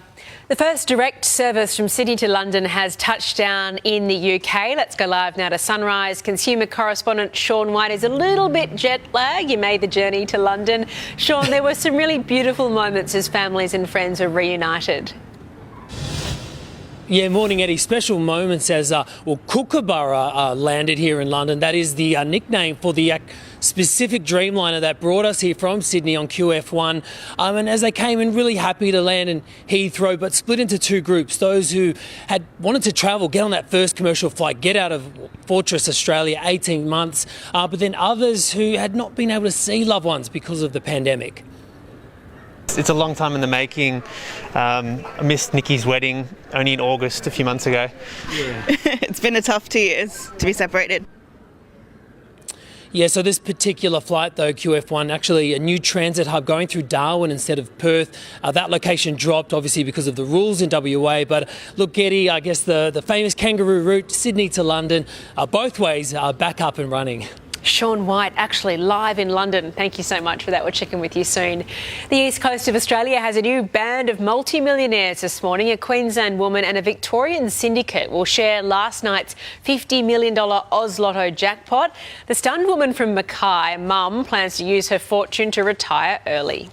in-store, online. She kept questioning me, wondering if it was real, why I was calling so late at night, but I eventually convinced her that she was in fact taking home that prize. Let's go live now to Sunrise reporter Nathan Curry in Melbourne. Nathan, Victorians, everyone being urged to check their tickets this morning. Oh, they certainly are, Eddie. There are 10 lucky winners in the state right now, but some of them didn't register their tickets, so the lot can't actually give them that call to let them know the good news. So if you have a ticket, please check it immediately, because there could be a couple of $1 million sitting there for you right now. They're a very spread out bunch. The tickets were bought at 10 individual stores, 8 across Greater Melbourne, 1 up in Shepparton, and then 1 in Warm Ponds in Geelong. Because they have to split it, they won't get as much as that Queensland woman, but still more than $2 million each, Eddie. All right, thank you so much for that, Nathan. Imagine if Beretta's mum bought the winning ticket in Geelong and also backed the winner in the Cup. Brett's. Bring me, Mum. Very Elegant has stormed home to take out this year's Melbourne Cup. She becomes the first mare to win the $4 million race since Makybe Diva, and is the first win for jockey James McDonald and master trainer Chris Waller. I don't know. I just can't believe what's just happened. To do it with a mare like Very Elegant, it's very special, and especially with what everyone in Australia's been through with COVID, it's been a tough ride. Good on you, Chris, your legend. Raging favourite Incentivise finished in second, followed by European stayer Spanish Mission in third place. England says it will be drawing confidence from Australia's upset loss to India at the Gabba earlier this year ahead of their Ashes tour next month. English skipper Joe Root also saying Ben Stokes' late addition has boosted their hopes of reclaiming the urn. In the T20 World Cup, South Africa have moved to second spot behind England in Group 1 after a thumping 6-wicket win over Bangladesh, while Pakistan qualifies for the semi-finals after their 45-run win over Namibia. There you go. Big busy day. Thanks, Brett. So let's get a weather check. Sam Mack is in Sydney at the Dawn Fraser Baths. Yeah, it's a very special spot, isn't it? Good morning, Nat. We're loving showcasing it this morning. It's been here since 1882. They've maintained the original feel of it. They've updated it, but kept that original feel and sense of what it's all about. It's where Dawn Fraser learned to swim as a little girl. It's a very iconic part of Australian swimming history. We'll take you back inside there soon, but let's do your weather. Sunrise weather, brought to you by Beacon Summer Sale. Set the mood for dreamy days and relaxing nights with 30% off your second item. Hurry, sale ends Sunday. Partly cloudy for Brisbane, 25. Partly cloudy for Sydney, 25. Also 25 for Canberra and cloudy today. Humid, rain increasing for Melbourne, 25 degrees. Hobart, rain developing, also 25. Showers easing later for Adelaide, 23. Perth, partly cloudy and 23 degrees. And Darwin, a shower or two, possible storm and 36. We'll be back with more very soon from Balmain, but for now it's over to you, Nat. Thanks, Sam. Fully vaccinated New South Wales residents are gearing up for another rollback of restrictions as vaccination rates climb. Relaxations earmarked for December 1 have been brought forward to Monday. It means no caps on indoor or outdoor gatherings. Businesses such as retail and restaurants move to the 2 square metre rule. Dancing returns to nightclubs, and stadiums can enjoy 100% capacity. But for the unvaccinated, freedoms have been delayed. They will now take effect on December 15 or when the state reaches its 95% double dose target, whichever comes first. Infectious diseases expert Professor Robert Boy joins us now. Morning to you. Is New South Wales in a strong enough position to ease these restrictions? I think New South Wales probably is, because not only is a high proportion of people vaccinated, but there's other people who are immune from disease, and the vaccination was done so recently that it's a really high level. So the few people who are unvaccinated tend to be in the same streams of association. So they are the ones who we need to worry about, and they're the ones who should probably be getting vaccinated if they possibly can, and if they can't, then they need to take all those measures that are being suggested to them. Yeah, let's talk about them, because the Premier said delaying the freedoms for the unvaccinated is an incentive to get the jab. Will it be, do you think? Oh, certainly. There's only really 2 or 3% of people who are strongly anti-vax. Most people are still just a little bit hesitant, but the great majority of people have been vaccinated. And so getting people lined up vaccinated. There's the people who are unvaccinated, they're at risk themselves, and they're at risk of the people that they live with of passing it on. And I implore people to say, hey, we know it's safe, go and get it done. OK, Professor Boyd, we thank you for your time this morning. And the Professor will join us again later in the show to bust the biggest COVID myths. Here's Koshi. Mining billionaire Andrew Forrest has issued a scathing wake-up call to fossil fuel executives in a new campaign launched to coincide with the Glasgow Climate Summit. Through the voice of a young woman, it accuses the industry's executives of acting like dinosaurs, failing to recognise they're in decline and that the future lies in green hydrogen. If these old fossils really wanted to save the planet, instead of running their mouths about it, they could, you know. They could start by making green hydrogen instead. Problem is, they say it's too expensive to make. Not worth it, they say. Not worth it. Well, what I want to know is how much is it worth to have a future for this planet? Fortescue Future Industries has just signed a deal to become the biggest supplier of green hydrogen to the United Kingdom. Fortescue Metals Group Chairman and founder of the new Fortescue Future Industries, Andrew Forrest, joins me now from Glasgow. Andrew, that's a really blunt video. Why take this approach? Koshi, we're going to get blunter again. I mean, we're Australians. We're going to call it as we see it. We're pretty binary, and you know, the whole of industry is taking a while to move over to a practical, implementable solution, which is green hydrogen. It's the only fuel which we can use as much as we like of, which does no harm to the planet at all. And we're still dithering around, Koshi, with blue hydrogen, grey hydrogen, crappy policies, fossil fuel subsidies. You know, we just have to crack on. There's a huge economic opportunity for every person in Australia because we have such natural advantages. We just need the leadership. You've made a fortune in mining. Now you're trying to lead a climate change revolution. Just explain how you've cut the carbon footprint of say, the Fortescue Mining Group. So let's have a good look at that. So we produce 2 million tonnes of carbon a year. Our shipping fleet to get our iron ore all over the world would do double that. It sounds like a truckload. It is a truckload, but it's just a minuscule fraction of what the rest of the industry does and of what the world does. But what I'm saying is that here's a heavy industry carbon emitting company which society relies on. You know, we drove to work or we caught the bus and we're in our house, which is holding us up all with steel. But the problem is we're making that steel with something which is polluting the planet. And we can switch. We have a choice now, Koshi. We've got green hydrogen on our doorstep. Britain's just entered into an agreement with us to import billions and billions of pounds of it. We can, as a world, as a country, switch to green hydrogen. And that's my message. Zero pollution in the supply chain, even all the way through. You can't harm the environment with green hydrogen. Okay. You're at Glasgow for COP26. You talk about leadership. Rate Scott Morrison's leadership at COP26. Did he buy in? So, Koshi, I'm a really patriotic Australian. I'm over here representing my country. The Prime Minister's voted in by the people of Australia, so I'm going to support my Prime Minister. And, you know, there was a time where he wasn't coming, and our commitment to carbon neutrality by 2050 was in doubt. The Prime Minister came. He came with that commitment, Koshi.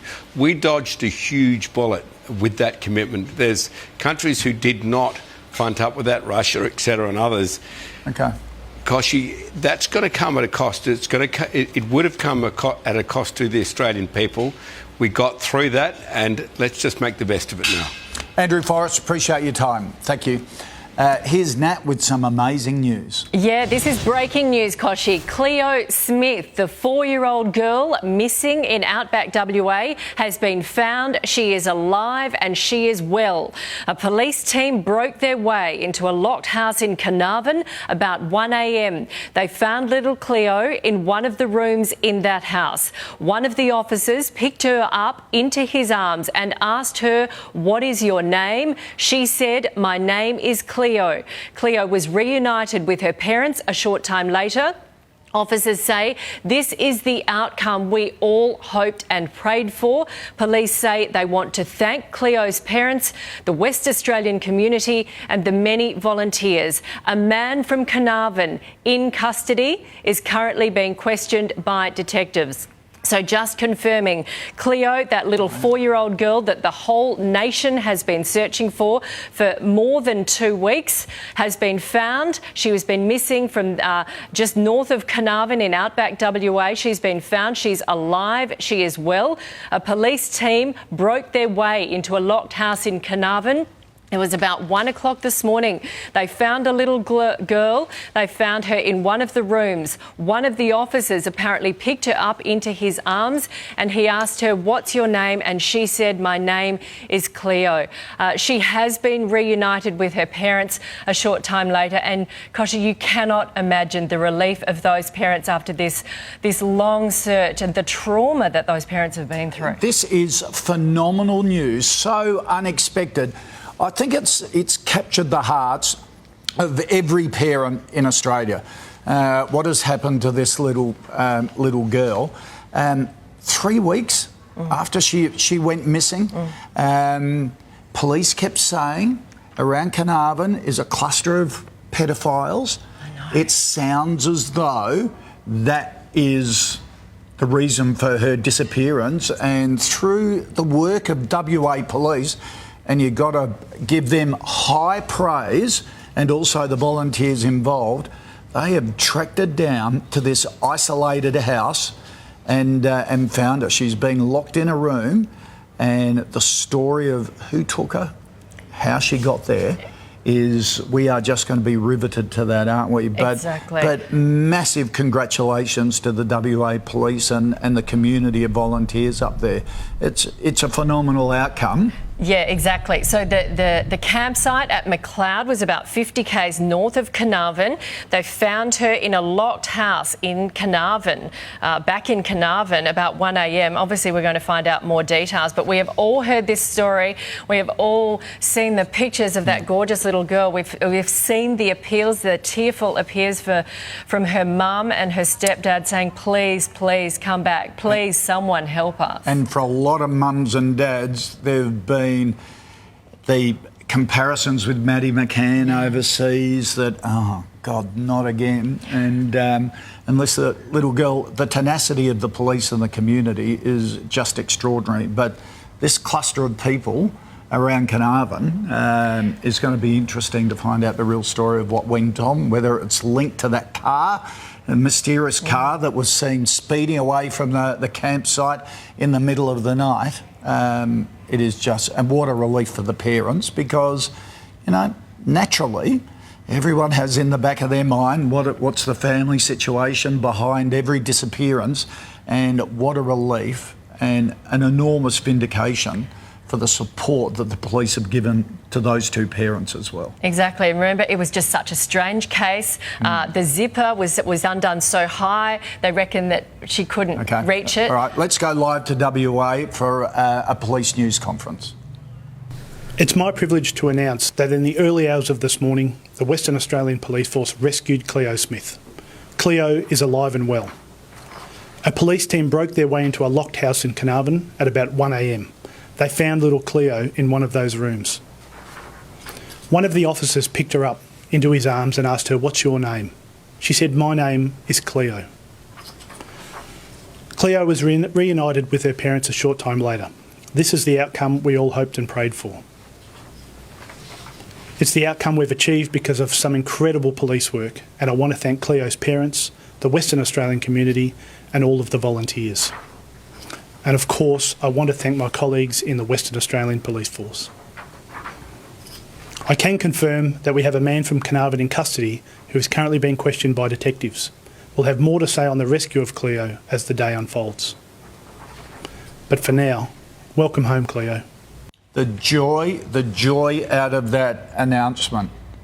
the emotion of it. I know. I think it's just affected so many people because it just felt like, obviously the parents don't give up hope, but a lot of people thought, oh, it's been so long. Yep. They obviously made the search nationwide because the police were very clear in saying she could be anywhere in this country or anywhere really. We have no idea. They had 200 odd sightings. They've searched through all of them and they discounted all of them. They had no idea where this little girl was, and now the West Australian Police have found Cleo. She is alive and she is well. Oh, it is such joyous news, isn't it, that something like this happens, and for everybody involved. I think all of WA's community, you and I have relatives in WA, we know not only has it captured the hearts of the nation, but this story has affected WA enormously, hasn't it? Everyone's talking about it. Everyone had a theory about it. Everyone sort of was thinking there, but for the grace of God, go one of our little kids. And look at that shot. That just shows you. I mean, WA is there are so many parts of WA that are like this, so remote. It was a little place called McLeod, 50 kilometres north of Carnarvon, which is hours and hours north of Perth. Really the middle of nowhere in anyone's language. People thought, how on earth could this happen? Why that tent? Why this time? And we are going to find out more about this today. And as police and you have explained to us over the last couple of weeks, it's so isolated.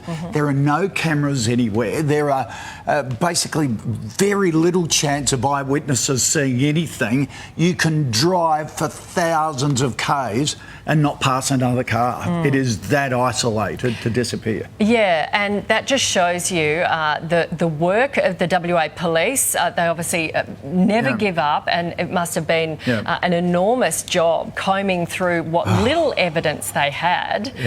They thought we were released this morning's story was they thought that possibly it could have been a targeted attempt. So that was the hint that maybe they were onto something. What a relief. I can't get enough of this this news conference. Let's have another look. It's my privilege to announce that in the early hours of this morning, the Western Australian Police Force rescued Cleo Smith. Cleo is alive and well. A police team broke their way into a locked house in Carnarvon at about 1 a.m. They found little Cleo in one of those rooms. One of the officers picked her up into his arms and asked her, "What's your name?" She said, "My name is Cleo." Cleo was reunited with her parents a short time later. This is the outcome we all hoped and prayed for. It's the outcome we've achieved because of some incredible police work, and I want to thank Cleo's parents, the Western Australian community, and all of the volunteers. And of course, I want to thank my colleagues in the Western Australian Police Force. I can confirm that we have a man from Carnarvon in custody who is currently being questioned by detectives. We'll have more to say on the rescue of Cleo as the day unfolds. But for now, welcome home, Cleo. Yeah, welcome home, Cleo. It's amazing news, WA Police announcing that. Let's go to our reporter in Perth, Matt Tinney. The whole state, the whole nation, really holding our breaths for this news, and it's good news, Matt. Yes, good morning, Nat. We're in shock over here in Western Australia this morning that 4-year-old Cleo Smith has been found alive.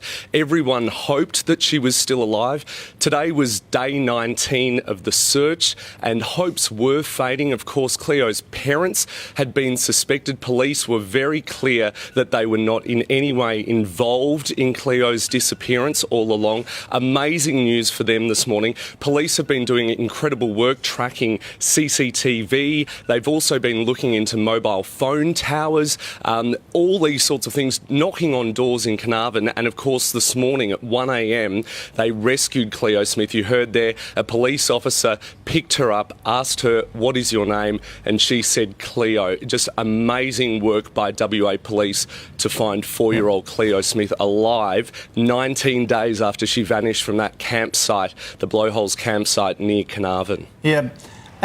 Matt, give us a sense of the relief in WA. This story has captured the hearts of a nation, but Nat and I were saying we both have family in WA. It has the focus on the community. The concern of the community has been massive, hasn't it? Oh, there's been massive concern. I mean, I have a 5-year-old daughter close in age to Cleo Smith. Everybody here knows somebody, a child around that age, thinking day in, day out, what's happened to Cleo? How is she? Is she okay? Is she alive? All of these concerns have been going on day in, day out, people talking to each other, to the point, I suppose most recently, where it all got a bit too much to bear, to think of this little girl, you know, almost 3 weeks missing. Who has her? What's happening? And so it's been a real concern in the WA community. This sort of thing just doesn't happen over here. This was a remote campsite. This is where people go for holidays, to relax. Of course, we haven't been able to go away to many other places with COVID, so people have been wandering around WA, and Cleo's family is from the area, so they went to the campsite just for a bit of a break. It's a very relaxed area and not a place where you would think an abduction would take place at all. Yeah, I suppose this morning we've been reporting, Matt, that the police said they thought it was a targeted abduction, a targeted attempt. That was the clue, wasn't it? That was the clue, and police have been saying all along that they are very confident of finding Cleo. When they said that just over a week ago, I think people thought they're onto something here. They're not giving us all of the information. They were constantly asking for information or vision of a vehicle seen leaving that campsite around 3 in the morning on that Saturday morning that Cleo Smith disappeared. I think there was a sense that they were working, doing the hard yards behind the scene and only revealing tidbits of information. Obviously, that has been the case with this rescue this morning of Cleo Smith. Police have said that throughout the day they will be releasing more information about that rescue. Obviously, there is a man in custody. He will have to go through the court system. So it'll be interesting to see what has led to the discovery of Cleo, what police work has led to the discovery of Cleo, because at some points they said this is like finding a needle in a haystack. They had so much security vision that they had to go through. They had a massive team of police going through the information, logging it, doing databases, checking phone records from those phone towers. So it's been an epic police effort to get to this point on day 19. Matt, do we know anything about the man being questioned? I know he'll have to go through the court system, and just to reinforce, Cleo was in good condition. We don't know anything yet about this man, who he is. Obviously, the house that Cleo was found in was in town, in Carnarvon, at 1 o'clock this morning. So more will come on that today. We'd expect at least to get an age. It's a very small community up there. Police have said, using the words, that Cleo is alive and well. So, I mean, hopefully she's in a good condition. You would think she was reunited with her parents. She wasn't taken to hospital or anything like that. So hopefully she has been looked after during these 19 days. But, I mean, what a terrifying experience for her to have to go through as a 4-year-old for 19 days. I mean, you can't even imagine for that child what she has been through. Oh, no, you absolutely can't. OK, thanks very much, Matt, live from Perth there. This is how the news was announced by WA Police. It's my privilege to announce that in the early hours of this morning, the Western Australian Police Force rescued Cleo Smith. Cleo is alive and well. A police team broke their way into a locked house in Carnarvon at about 1 a.m. They found little Cleo in one of those rooms. One of the officers picked her up into his arms and asked her, "What's your name?" She said, "My name is Cleo." Cleo was reunited with her parents a short time later. This is the outcome we all hoped and prayed for. It's the outcome we've achieved because of some incredible police work, and I want to thank Cleo's parents, the Western Australian community, and all of the volunteers. And of course, I want to thank my colleagues in the Western Australian Police Force.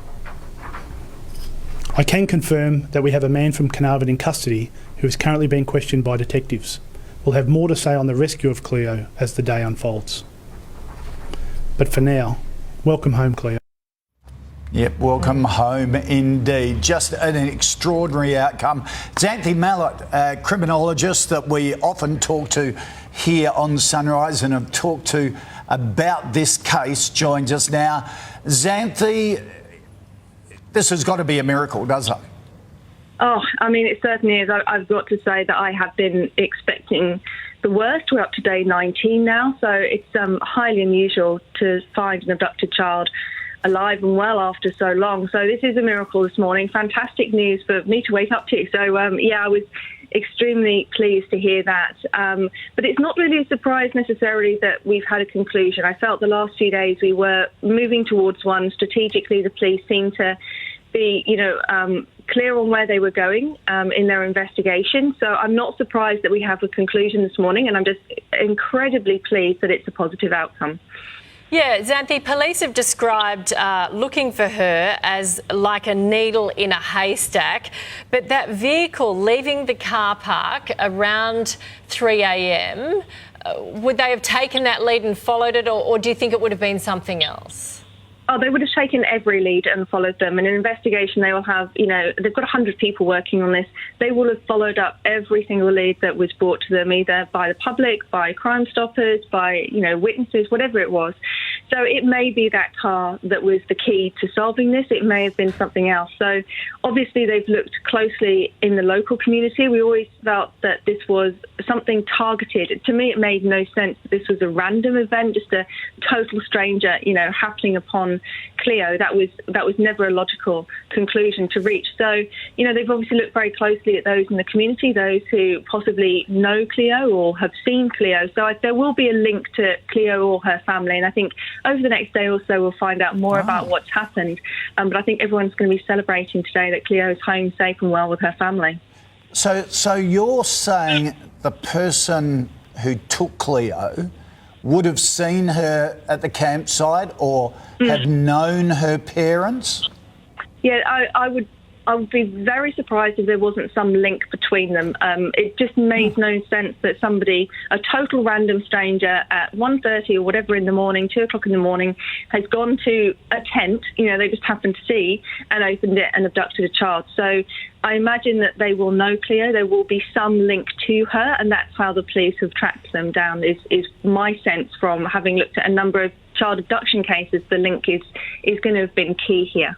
So would they have found something? We saw them going through their house, the family house, several times, Xanthi. Do you think that would have helped in any way? It could be a link to the family. It could be somebody that's been to the home. We certainly saw that in William Tyrrell's case, for example. They looked very closely at people who had been to the home and had seen William in the days leading up to his abduction.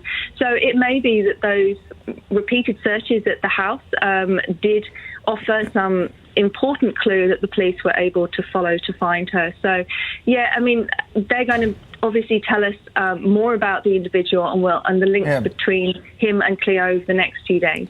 Because we were told the night of the abduction that there was a big campfire at the camping ground, a bit of a party. So the person under investigation could have been there as well, and that may have been the first instance of contact?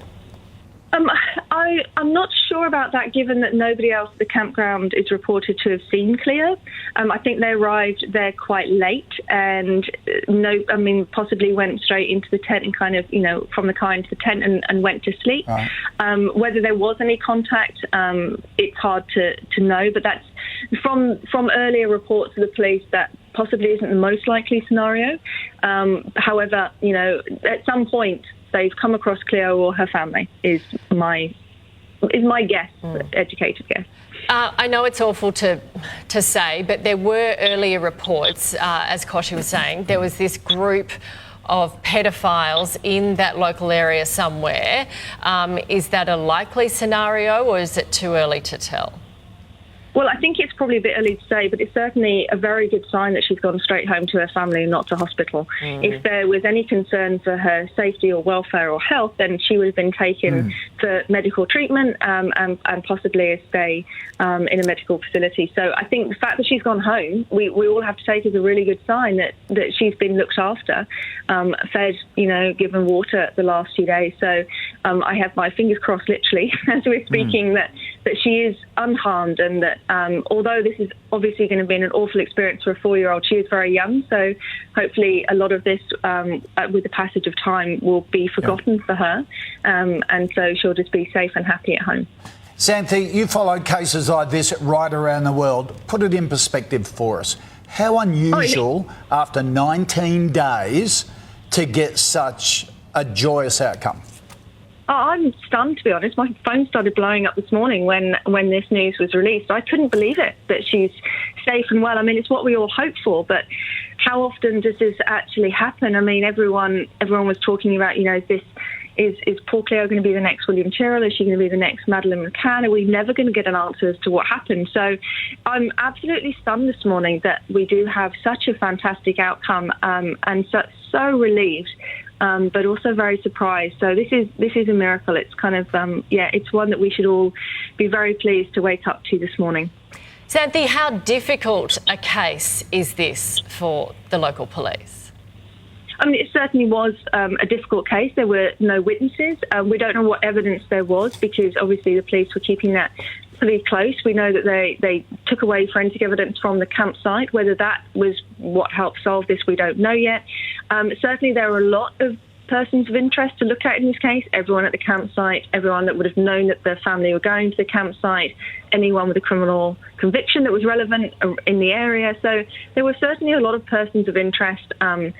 I think the police have certainly worked very hard behind the scenes. They've been strategically very clever in the pressure that they've leveraged to get this result with the $1 million reward. So, it was a difficult case. I think they've learned probably from cases in other parts of the country and other parts of the world, mistakes that have been made early on in child abductions.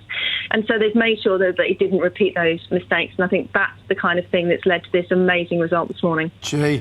Xanthi, the pressure on the police, the focus, you're singing their praises quite rightly. In terms of a police effort, you really can't fault it, can you?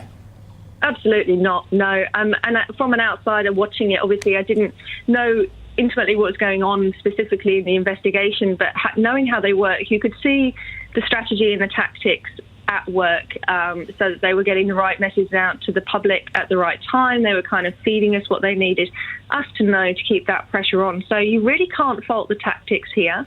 And obviously, even if they hadn't found Cleo, they were obviously doing everything in their power to get this result. And I think this is just a real sign of how hard lots and lots of people have worked. So I'm sure that they are all celebrating this morning as well, because this is what we all hoped for, but I must say never expected really to see come to fruition. Yep, a very proud moment for WA Police. You have done a magnificent job over the last 19 days. Xanthi Mallett, our criminologist, we thank you for your time this morning and your insight.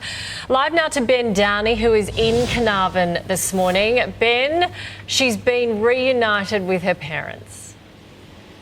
Nat, Koshi, it's unbelievable. Something that most people thought was stretching the, credulity, and something that no one thought may happen. They truly have pulled off a miracle. And while this is a massive victory for WA Police, it's an even bigger victory for Jake and Ellie, who didn't give up hope and made sure that they were going to believe that Cleo could still be found alive. Detectives knocked on a door in Carnarvon at 1 p.m. this morning. Got through a locked door, and Cleo answered. When they asked her name, she said, "It's Cleo." Now, one man is in custody in Carnarvon, and this is still very much a developing story, but this is a huge victory for Task Force Rhodia. There were more than 100 detectives WA Police put on this job, 50 here in Carnarvon, a further 50 down in Perth, all kinds of forensic specialists at tracking people from the homicide squad, the child squad, every kind of major crime division, every single detective. It's been the #1 policing job in this state. They were preparing to pull out all the stops even further just for a couple of days. Detectives had actually leased out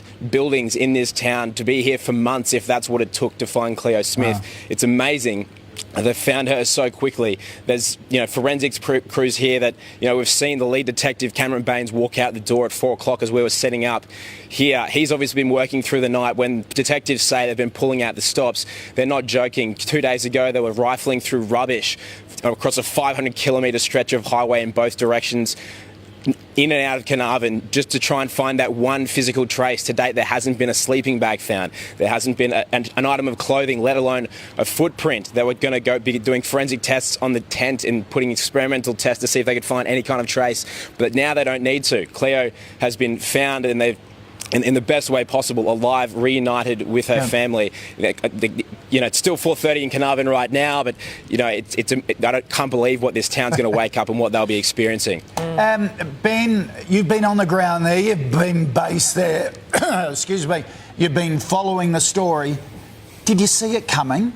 You're part of the grapevine there. You get bits of snippets that aren't aired publicly. Did you have any idea this was going to happen overnight? I mean, you kind of have to disconnect yourself a bit from a case like this, because if you get too invested, it can take an emotional toll. It certainly got to the stage there where we weren't reporting it, but if Cleo was in fact alive, she had to have been taken. That was the grim reality, because she couldn't have wandered off by herself into all of that bushland, the thousands of kilometres of salt flats and scrub, and survive for this long. So it meant that the grim possibility that if she was alive, she had been taken. But to say that, did I expect her to be found alive, Koshi? I mean, no, I didn't. In my wildest dreams, never thought I'd be reporting on the fact that Cleo Smith was going to be alive, and I'm so glad that I was wrong. It's a case where we woke up about 15 minutes ago to a call after we got the word from police with the amazing miracle that they had found her alive, and we'd expected to be here for the next couple of weeks covering the ins and outs of the search. Ben, tell me about the lead detectives.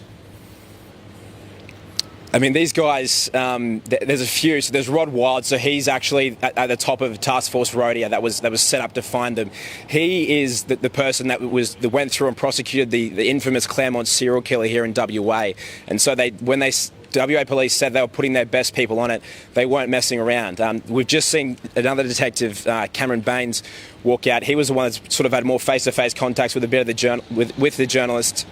And you can see why, when you talk to these people, why they have such an enormous task force of people willing to work for them, because they don't let up. They're incredibly good-natured people, and when they talk to Ellie Smith and Jake Glidden, who would have been in the absolute worst moment a parent could ever have experienced, you can see why that they trusted that they were going to be doing everything they could to find her. And the detectives and the liaisons that talk to Jake and Ellie and make sure that they're okay and try to walk them through the unthinkable experience. They're pretty remarkable people, Koshi. Yeah, Ben, Carnarvon, a pretty small place, population about 4,900 k's north of Perth. By the Eastern Seaboard standards, it is in the middle of nowhere. What does something like this do to a town? Well, it's from when this entire story was created, and that we had every sort of volunteer and person and business owner shut up shop and try and come out here and help them. We've had volunteers printing out bumper stickers. We've had helicopter pilots donating $2,200 a day flying costs to try and fly aerial scans of the bushland to see if they can find her. We've had vigils. Everyone's just asking what they can to pitch in. Some people, they've gotten to a stage where they've had too much manpower to sort of help out this search, and it's frustrating the locals. And you talk to the locals, and the first thing they tell you before they say anything is, we know that you'll be talking to Ellie's parents and Ellie's extended family, and the first thing they tell you is to make sure that they're doing okay and to treat them as nicely as possible. So, weeks on, their number one focus is still on the welfare of Jake, Ellie, and now Cleo, obviously, which we have to keep saying it's a miracle that she's alive. But like you said, Nate, it's such a tight-knit community. There's so few people here. It's so isolated. I can't imagine what it's going to be like when they wake up to this incredible news.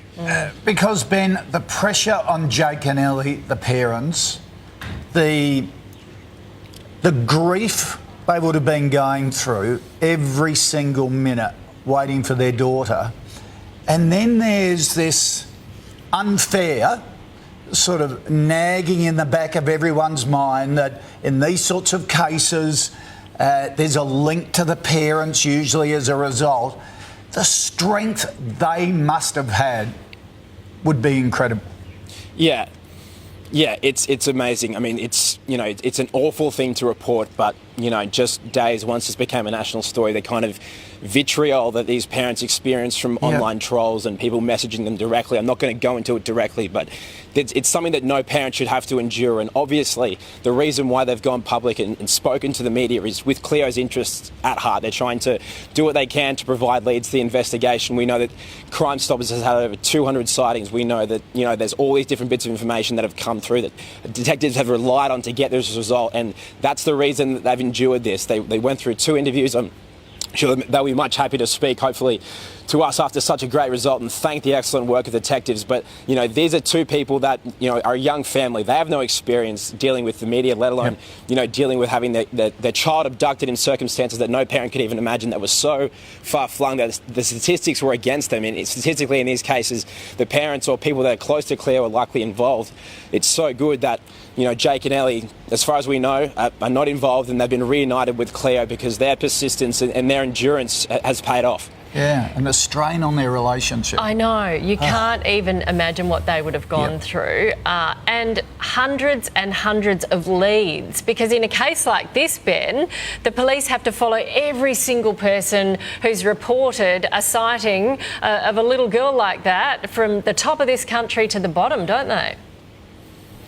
It's every lead, and it goes even further than that. It's every camera. So with that task force of 100 people, there's dozens of CCTV cameras in this town. There was a detective assigned to each individual camera, cataloguing every single car, cataloguing what time they were driving, which direction they were driving, putting it into a database, matching it with the other detective that was on the other CCTV camera, creating an enormous map of Carnarvon, seeing which cars were going where out of a list of around 100 names that they were at the camping at that time at the Carnarvon, at the Blowholes campsite. They were going through each individual name, trying to check them off. Is this person suspicious? Are they not? Can we rule them out, or do we have to keep them suspicious? Of the people that could have visited the Blowholes campsite that weren't staying there, the list was about 380 names, and they still hadn't found the driver of that vehicle that was sighted speeding off on the North West Coast Highway on the night Cleo disappeared. And now that we have that man in custody, that could be, we don't know his age yet, but that could be the driver of that small passenger vehicle that was seen speeding away. But yes, the scale of this investigation, it's difficult to imagine. We had the AFP joining forces. Yesterday we revealed that they'd done dark web searches using new sort of facial matching technology and facial recognition data, putting Cleo's images through known hangouts for child sexual predators online on the dark web, in forums, databases and places like that. They hadn't received any matches, which is a good thing. Now we can certainly say that she's been found alive and well. So the scale of the investigation, it's impossible to fathom. Ben, you will remember this moment, as we all will, for the rest of our life. Look, can you pass on to the 2 detectives and their teams I think the thanks of a nation? Yeah. Appreciate your time. Yeah, absolutely, Koshi. We'll check back in. Yeah, amazing. It just is astounding. When you've got a criminologist saying, I'm astounded, I'm shocked that she has been found alive today. Yep. Incredible story. Now, Tim Watson-Munro joins us now. He is a criminal psychologist. You've been watching this morning, hearing this incredible story. What is your take? I was walking the beach at Byron. I can say it's the happiest beach walk I've had in decades. Just wonderful news. Look, I said don't give up hope. Against the odds, you've got to hang on to hope, but it's marvellous news, marvellous detective work, and thank goodness the child is okay. As to the offender, clearly bad, not mad, well-organised crime. He was capable of abducting a child and driving to Carnarvon and concealing the child for in excess of 2 weeks now. So no doubt the full weight of the law will be thrown his way. Just profile the abductor for us. From what you know of these sorts of cases, you were saying they're obviously well organised. Yes, he's not insane, this offender. He may have worked with others, in concert with others, we don't know. But somebody who's capable of planning certainly the abduction and escaping the crime scene. It may have been a crime of opportunity, but given the time of day that it occurred, it sounds more like a stalking and opportunistic crime than anything else. Somebody who is well oriented in time, place and person, somebody who is unlikely to have a mental state defence. We don't know. Maybe he's a person who has a particular interest in children. That's yet to be determined.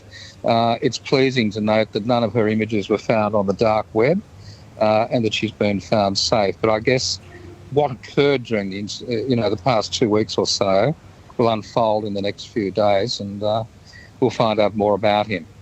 So is it likely that he did this alone, Tim? Most likely, but it's not impossible that he acted in concert with others. But my sense is he's probably a lone wolf predatory offender. With previous offences, would you think? It could well be the case. I said on your program last Saturday that the police probably knew more than they were letting on, with good reason, and it may well be that the offender was being stalked himself and profiled on the basis of a prior forensic history. I think that material's yet to be disclosed, if it is disclosed. So where does the lead come from, the main lead in cases like this? We've been, 19 days in. We know there was a car leaving the scene. We know the sleeping bag went, so that indicated that she couldn't have just wandered out, for a lot of people. Where does the lead come? A person or other people, I suspect, have had suspicions or knowledge of this crime. And these crimes are generally solved through great detective work. Congratulations to all involved there, and the assistance of the general public. So what people might have thought is just useless information may have filtered through to the police. They've acted upon it, and they've joined the dots with multiple sources of information. Yep. That's in all likelihood how the arrest has occurred. Okay. Tim, appreciate your insights. Thank you for joining us. It's always a pleasure, Koshi. Thanks, Nat. We'll talk again. You are watching a special edition of Sunrise. Cleo is alive.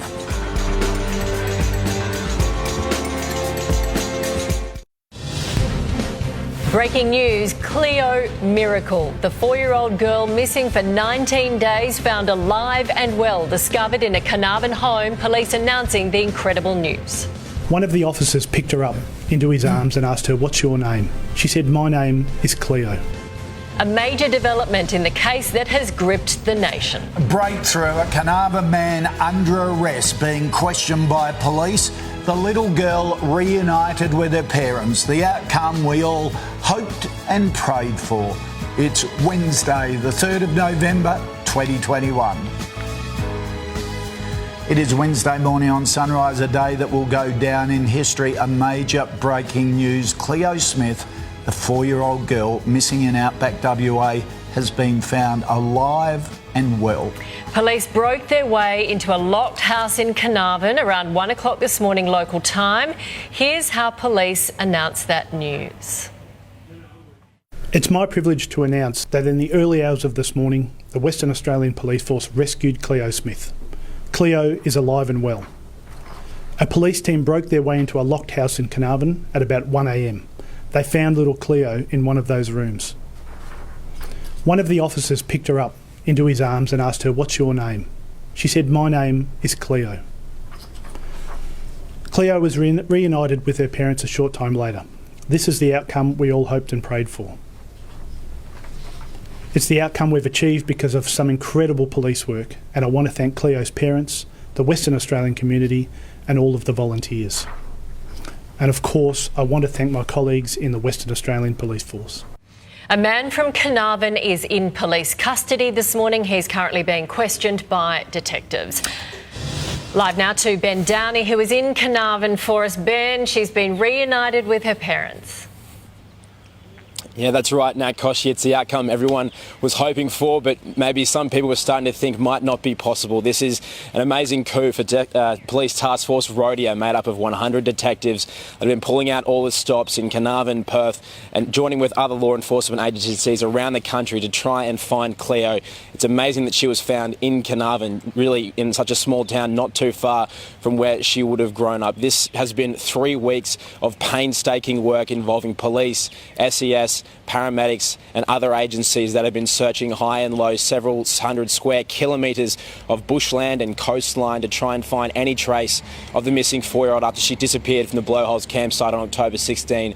And before 1 o'clock today, there had been no physical trace found, not her missing sleeping bag, not an item of clothing, not even a footprint. Now we had detectives knocking on a Carnarvon door, opening a locked door, picking up a child and asking her what her name is, and her responding Cleo. She's now, as you say, reunited with her parents, who mustn't have been so tenacious and not to give up hope throughout this. This has been likened to some of the greatest sort of mysteries like Madeleine McCann and William Tyrrell, but now it's not, because we have such a fantastic result. Detectives have been going in and out of this police station all morning. They obviously were working through the night knowing that they were getting close, but preparing to be here for a very, very long time. They had leased buildings. Forensics officers we'd spoken to were expecting to be here for up to 6 months to try and get a result. We know that when Detective Rod Wild, the person who cracked the Claremont serial killer case, landed in Carnarvon last week, when we asked him, he said he was confident that they'd be able to find Cleo. Nobody, or very few people, could have realised how confident he would be and the kind of result that they would pull off. Now it's going to be a matter of turning the attention to that man from Carnarvon who's now in custody and being questioned by police, the owner or the person dwelling inside that home where Cleo was found. Whether we know that whether he was the individual behind the wheel of that car that was seen speeding from the Blowholes campsite that morning, behind the wheel by several witnesses, we're not yet sure, but that was the only real lead that detectives would put out in public. We have to remember that they didn't have a single suspect off the record speaking with detectives earlier this week. That was something that people couldn't really believe, and we kept asking them, are you sure? Are there really no suspects at this stage? And it was true. Wow. They hadn't had a name. That was among a list of sort of 100 names of people that had been at that Blowholes campsite, and close to 400 people that could have visited during the time that Cleo disappeared. Now it appears that they have one man. Hopefully they'll be able to prosecute and bring that person to justice if he is indeed the only person that's involved in this kidnapping. A couple of days ago, detectives did admit that this was more likely going to be a chance of just, an opportunistic predator taking Cleo rather than a premeditated case. But detectives had identified several routes from Carnarvon to that campsite that didn't go past any CCTV cameras, that were sort of more covert, if you want to use that terminology, to try and abduct her without notifying anyone or slipping past any sort of known methods of detection. Police had put Cleo's name through all kinds of dark web forums, trying to find any information about whether a sexual predator had posted child exploitation material online. Thankfully, we can reveal that none had been posted, and she didn't appear in any of those known hangouts of predators. Police had a list of about 25 known sexual predators that were in the Carnarvon area that they were making their way through, ruling out a suspicion, who were in sort of the Midwest Gascoyne WA region at the time. Thankfully as well, it appears that those people will rule out suspicion as well. But for Carnarvon, it's a town of 4,000 people. There's nothing in for hundreds of kilometres in all different directions. The people here have done nothing but band together and try and stick with this family. The first thing that they would tell you if they come up to you in the street would be, how's the family doing? Make sure when you're talking to them, send them our best wishes, because they were really pulling together. They joined the search with SES volunteers that came throughout all this state, and they kept working day after day after day without a sign, on no money. And now everyone's hard work has been rewarded, especially Ellie and Jake, Cleo's parents, who didn't give up hope 3 weeks after their daughter disappeared. Yeah. Ben, as you say, the task force was 100 detectives. WA police threw the best of the best at this case. It's the middle of the night in WA that this occurred. You say detectives have been walking in and out of the police station behind you. Give us a sense of, is there joy there? Is there sort of an uplifting atmosphere? Smiles, high fives? Haven't seen a high five yet, Koshi, but definitely there is an uplifting atmosphere. Usually this morning they're sick of us doing live crosses outside the place they're walking in up to work. Now they've got big cheesy grins on their faces and they're giving us a wave and we're saying congratulations. It's not really a reception we're used to, but we're very glad to be on the receiving end of it. I've spoken to the detectives down in Perth briefly this morning as well, and they still can't believe it. The fact that they sent out that media release saying that Cleo has been found, it feels like it's too good to be true for them. them, let alone Cleo's parents and the Carnarvon community. So, I mean, this is the ultimate reward. You know, people were questioning the detectives' methods. Did they act fast enough? Did police lock down that campsite fast enough? Did they throw enough resources at it? Were enough SES pulled in? Were they searching the right areas? Did they miss someone? Well, now they can put all those questions to rest because Cleo is alive and well, and their efforts, and you know, they've been the victim of criticism as well. Not just Cleo's parents, but you know, now that they don't have to listen to it because they've been vindicated completely after finding Cleo this morning. Yeah, that's the trouble with any of these sort of cases. Everyone's an armchair expert, aren't they? Pressure. It puts enormous pressure on the police department, and boy, have they been vindicated this morning. Do we know? You mentioned that at the beginning of the week. You know, you reporters often talk to the police off the record. They didn't seem close earlier this week. Do we know what changed? At this stage, Nat, that still remains a mystery, and this is still a very developing story, so we don't know the exact details around what changed. But yes, you're right. When we were speaking to them earlier during the week, they were preparing to be here for 6 months. They'd leased buildings in town. They were going to be, you know, organising, you know, rotations and rosters to just continue to have detectives rolling in and out of this to try and get a result and not let their foot off the gas when it came to sort of finding Cleo. I've spoken to detectives that missed their children's high school graduation, that, you know, missed milestones because they were, you know, determined to be here to try and get a result. And isn't it fantastic that they've been able to pull this off? Yeah, well, where is Cleo now? Where's Jake and Ellie? Are they close by? Well, there's a few homes that they've been staying with family as well. They've got their own family home. We know that Cleo's with Jake and Ellie, which is the most important thing. But it's a really sad case of the past couple of weeks because Jake and Ellie hadn't been able to make their way back home. They couldn't bring themselves to do it. You know, for a week and a half after she disappeared, they remained at that campsite. They couldn't go back to the home and see her toys in the backyard. They couldn't bring themselves to walk through the hallways and have all the memories flushing back. They had little Isla, Cleo's baby sister, as well, who kept asking where Cleo was as well. It's just heartbreaking what they've had to endure. So I'd say now that the family, not just Jake and Ellie and Cleo, but also the extended family that's been so crucial to protecting them and to keeping them, you know, believing that they could get a result. I mean, they'll all be together right now, sort of pinching themselves, you know, incredulous that this could have been a result, Koshi. Yeah, and the home's been searched by police several times. I mean, you can imagine they just couldn't face being there. We can sense the emotion in your voice, Ben. It's... Yeah. Yeah, it's adrenaline as well, Koshi, I think. But they had searched the home. We're all so just as emotional. And now, it has captured the heart of Australia. Yeah. We'll keep checking back in, but thanks to you for bringing us such wonderful news. Yeah. We'll talk soon. Thanks. Let's go live to Matt Tenney now in our Perth Television Centre. And Matt, this case has gripped a nation. Oh, hasn't it ever, Koshi? I mean, this case, day in, day out, there has not been a stage where you haven't thought, what has happened to Cleo Smith? Is she okay? Day 19, she's been found. This is just extraordinary. Everything about this case has been extraordinary. Only a few days in, the WA government put up a $1 million reward to try to find Cleo Smith. This is something that we usually see years, decades after somebody has disappeared. It happened only days afterwards. So we knew that there was something different about this case. Police let tidbits of information, as you've heard from Ben, about this vehicle leaving the Blowholes campsite.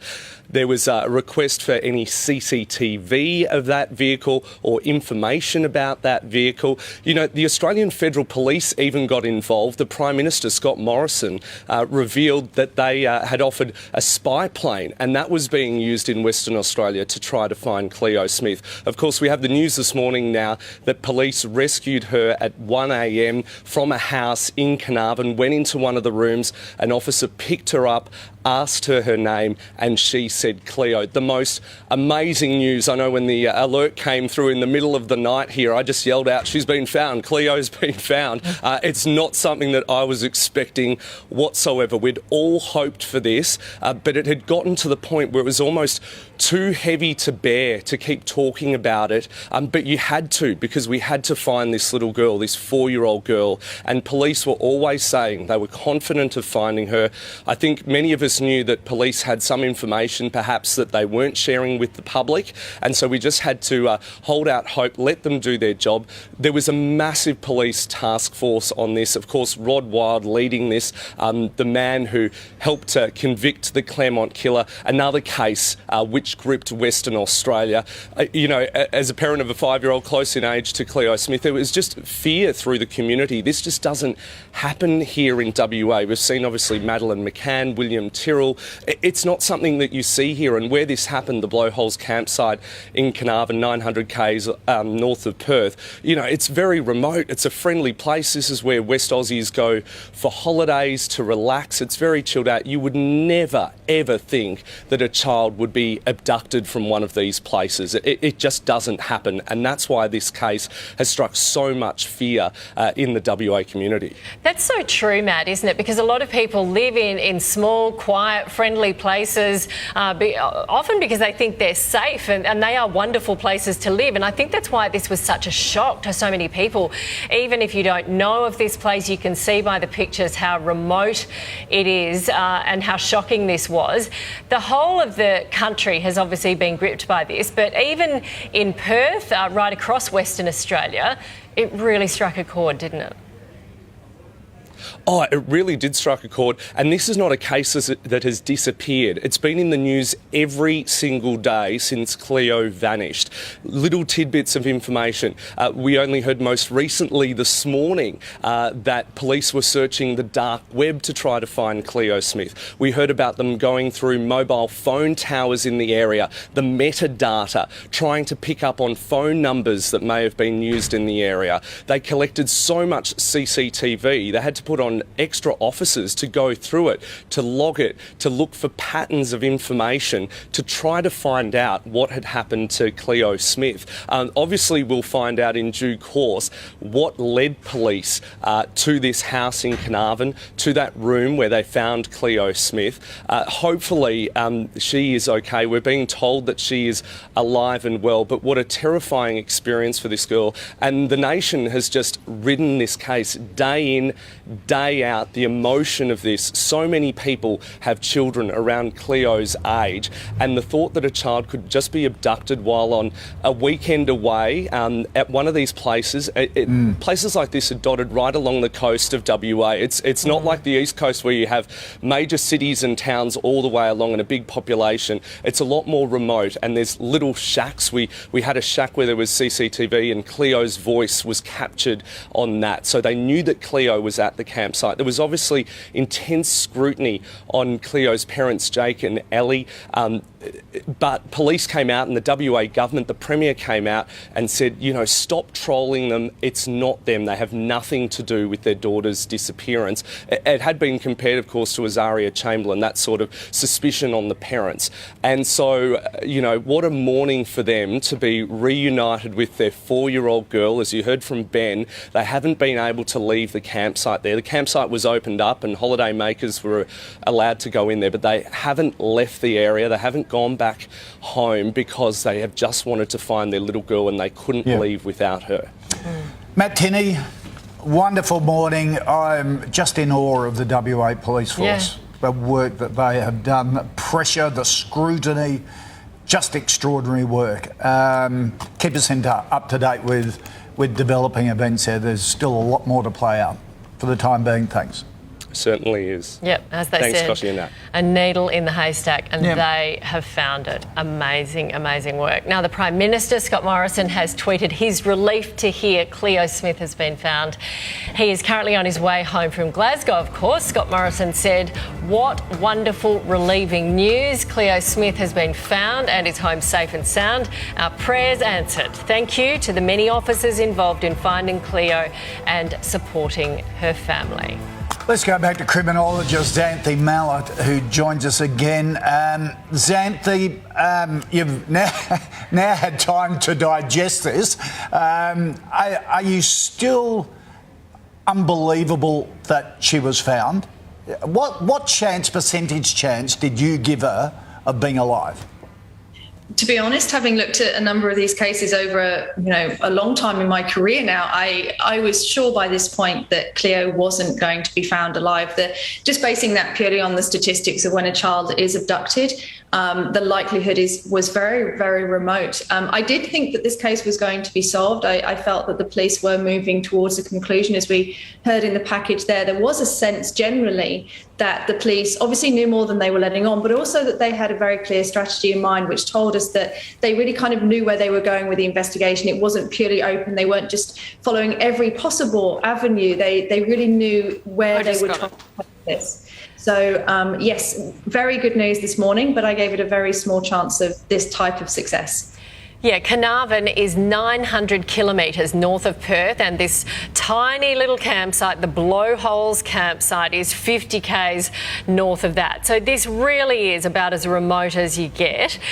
We've heard someone say this morning that the man in custody, the alleged abductor, would have been a lone wolf predatory offender. Do you think there would have been one person or more involved in this thing? Well, it's difficult to say at the moment. Obviously, she's been held for 19 days now. This could be a lone wolf predator that we're hearing about. There could be more people that certainly knew or suspected, and that may be where the $1 million reward has possibly come into play in helping bring this result this morning. Maybe somebody knew something, somebody suspected something, they may have heard Cleo at that house. So difficult to say at the moment, but again, if it was that lone wolf, the chances of being found safe and well were even more remote than if she'd been abducted by a different type of offender. So the police have done a phenomenal job to track her down, and we'll find out over the coming days more about that individual. Yes, Anthony, that $1 million reward you keep coming back to, that seems as though it was a groundbreaker when you combine that with the fact that only 4 or 5 days ago the police had no leads whatsoever. There must have been an extraordinary breakthrough. Well, I mean, it's difficult to say if they had no leads. I think they had a lot of leads they were probably following. Perhaps they didn't have as much targeted information as they then had over the more recent days. But that $1 million reward, I think, really is the linchpin here, because it was offered so early in this investigation, and that was really, really unusual. We're used to seeing those type of rewards offered years, if not decades after an event. So the fact that they used that really early on was obviously very targeted. It was a tactic that they've employed. I'm hoping that is part of, the reason that Cleo's been found safe and well. So often we see rewards offered and that they're not actually really impactful in investigations. This is a tool in their armoury that was hopefully used to good effect in this case. Yeah, it's a lot of money, isn't it? Do you think this is a game changer, that this will be used in other cases, because it could have changed the way and turned the tide in this case? Well, it certainly is a lot of money, isn't it? So I think if it can possibly help, then that is a useful tool to use. It may have been that. It may have been something else that the police have managed to, a lead that they followed, a tip that they followed. Some of that technology may have been the breakthrough in this case. So really difficult to say what particularly it was, but certainly the police have learned from previous cases that haven't had such a positive outcome to make sure that this time around they were determined to find Cleo and bring her home if possible. None of us really expected it, as we've been saying this morning, but in this case, remarkable results. She's been found safe and well, and nobody could be more happy. Xanthi, tell us about the process the police go through in cases like this, because we all have visions of the movies. It's not quite like that. It's painstaking, isn't it? It's hours, it's frustrating, it's patience.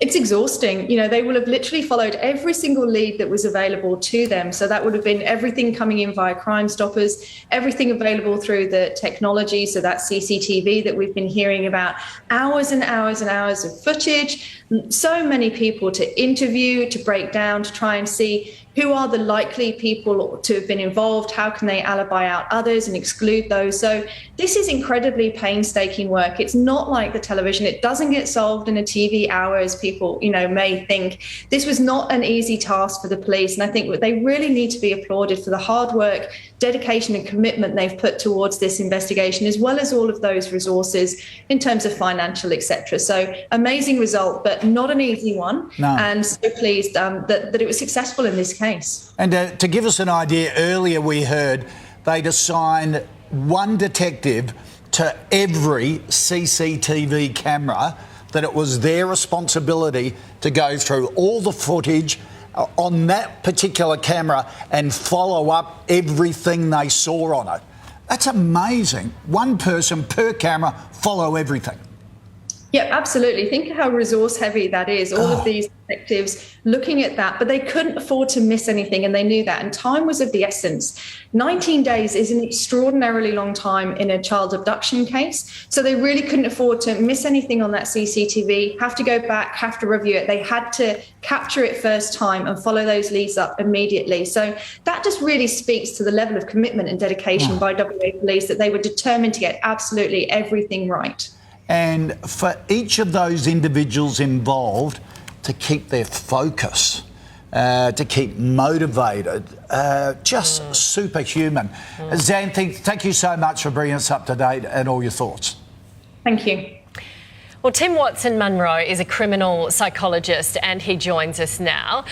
Tell us, Tim, how do you think they found her? I think excellent detective work, the assistance of the general public, and a wing and a prayer, really. I think the police have had some idea about who the offender or offenders may be, and they've been joining the dots over the last week or two. Tell us how these breakthroughs occur, Tim. Normally, what sparks what can spark an interest? What can spark a line of investigation? I think you rule everything in and nothing out. These cases are generally solved with the assistance of the general public, appealing to their humanity. What they may think is a non-event could be a very significant event, and working in cooperation with the police, who in this case have done a superb job of detective work. We're being told that it's a very good sign that she has been reunited with her parents straight away, that she's gone home. It's a great sign that she's alive, and it's one of the happiest moments. I think we'll all remember this moment. It's a great sign that she's healthy and well. It's yet to be determined how traumatised this child is. She's been snatched in the middle of the night, taken away from her familiar surroundings, her family. That's yet to be determined. And of course, the parents too. Courageous people have endured all sorts of trolling, abuse and all the rest of it, have held their heads high in dignity, but no doubt they have been deeply affected by this crime. To give us all a sense of the detail police go through, we've been told they collected 50 cubic metres of rubbish from as far south as Geraldton, all taken to Perth, 2 forensic officers, excuse me, and 20 other officers spent 2 days searching through that rubbish. That is detail that would blow everyone away. I agree with you, Koshy. It also speaks to their motivation. This was a crime that had to be solved. It's an appalling crime, and it really affected the psyche of our nation, I think. But an enormous amount of work, no doubt other work was undertaken that we weren't privy to at the time. But this, no doubt, will come out as a matter of evidence when this person is presented at court. Yes, run us through the psychology of that person that you can, surmise. Well, I haven't examined him, of course, but I think you can say with a great deal of confidence that he's not insane. His behaviour may seem crazy to the public, but he's not legally insane. He knows what he's doing. He's planned what he's done, both in terms of the abduction of the child, the concealment of the child, escaping from the crime scene, and then keeping a lid on it for nearly 3 weeks now.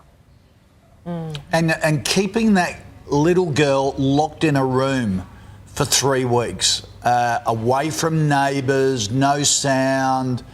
That's, on one side, horrendous to even think about, but on the other side, remarkable that he got away with it. it's remarkable that he got away with it, and without creating hysteria, it's quite remarkable she's still alive. Yeah. And I think it'll have a big impact on the local community of Carnarvon. Clearly a local, or I suspect he's a local, known to others. So he gave nothing away. He was able to evade detection for, nearly 3 weeks now. Yeah. It is truly an incredible story, but one with a great result this morning. Tim, we thank you very much for your insight. It's always a pleasure. Thank you.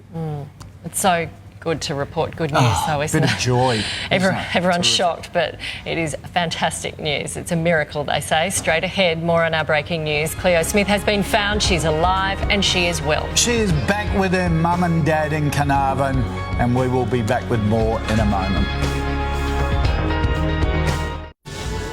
Back now on the half hour on this Wednesday morning on Sunrise, on a day that will go down in history, a major breaking news event. Little Cleo Smith, the 4-year-old girl missing in Outback WA, has been found alive and well. Police broke their way into a locked house in Carnarvon. That was around 1 o'clock this morning local time. Here's how police announced the news. It's my privilege to announce that in the early hours of this morning, the Western Australian Police Force rescued Cleo Smith. Cleo is alive and well. A police team broke their way into a locked house in Carnarvon at about 1 a.m. They found little Cleo in one of those rooms. One of the officers picked her up into his arms and asked her, "What's your name?" She said, "My name is Cleo." Cleo was reunited with her parents a short time later. This is the outcome we all hoped and prayed for. It's the outcome we've achieved because of some incredible police work, and I want to thank Cleo's parents, the Western Australian community, and all of the volunteers. And of course, I want to thank my colleagues in the Western Australian Police Force. A man from Carnarvon is in police custody this morning. He is currently being questioned by detectives. Live now to Ben Downey, who is in Carnarvon for us. Ben, the entire country shocked and very relieved by this incredible news this morning. That's right, the entire country is relieved, but it all stems from here in this tiny town, Carnarvon, around 4,000 people with, nothing to see for around 1,000 kilometres on either side, but it's infectious. It's been the ultimate sort of vindication for a team of around 100 detectives in Police Task Force Rodia that have been pulling out all the stops day and very much in the night, going through as rubbish, leaving no stone unturned, and to try and pull off this incredible result. And it's the biggest reward for Cleo's parents, Mum Ellie and Father Jake, who never gave up hope and always believed that detectives would pull off a result despite all the people sort of sending vitriolic messages to her and making their life very difficult, people doubting their sincerity and people doubting the ability of police and whether they had pulled out the stops and done everything that they were supposed to do to pull off this result. And now it's just been the ultimate vindication for around-the-clock efforts of 3 weeks of frantic searching from the best officers inside WA Police. Ben, you were telling us a bit earlier, lots of smiles and waves from detectives to you this morning, which is a bit different to the last couple of weeks. How did they keep up their motivation? Could you sense they were getting worn down by this, or did they have a steely determination to get an outcome? They definitely have the best people in the state working on this case, Koshi. Rod Wild, who cracked the Claremont serial killer case, was leading Task Force Rodia. We've spoken to Detective Cameron Baines, who's also been amazing. So they've had great leadership throughout this, but they've also been sort of reinvigorated by the efforts of the town. We've seen, SES crews in the ground search, coming to tears at the end of every day when they came back without a result day after day after day after all that back-breaking work. When you have a town it's pulling together so much, doing anything they can to help find Cleo and support Jake and Ellie, who've been going through hell these past 3 weeks. It's pretty powerful motivation as well. They've had, the best levels of support being sent from across the country for everyone who this case has touched, sending their best wishes, knowing that they were cracking what police had described as the #1 policing case in Western Australia, if not the nation today. That's very much the case, and their efforts and their reward is now the best possible reason now that Cleo has been found alive this morning at 1 o'clock. Yeah, this really affected everyone, didn't it? Everyone you talk to over here has been talking about it, ad nauseum. What on earth could have happened? Everyone, of course, had their theories. You're in Carnarvon. It's a long way from Perth even, 900 k's north of Perth. Explain to us the remoteness of that little camping site where she was taken. Yeah, with Carnarvon's remote, the Blowholes campsite is even further remote. It's around 90 kilometres outside of the town, and there's nothing that you can see except for coastline, and it's very flat. There's salt pans around there and thick scrub, so it's the kind of terrain that someone could easily get lost in, and that's why they spent more than a week, close to 2 weeks, searching it frantically, thinking that while the main sort of hypothesis is that Cleo had been abducted, they weren't going to rule out the fact that she had wandered off. Now we know that she hadn't wandered off, she had been abducted, but it is the most remote of country. It would have been inhospitable for anyone to survive, and the only way Cleo could have survived, given how inhospitable the country was, if she had been taken. She had, but now she's been found.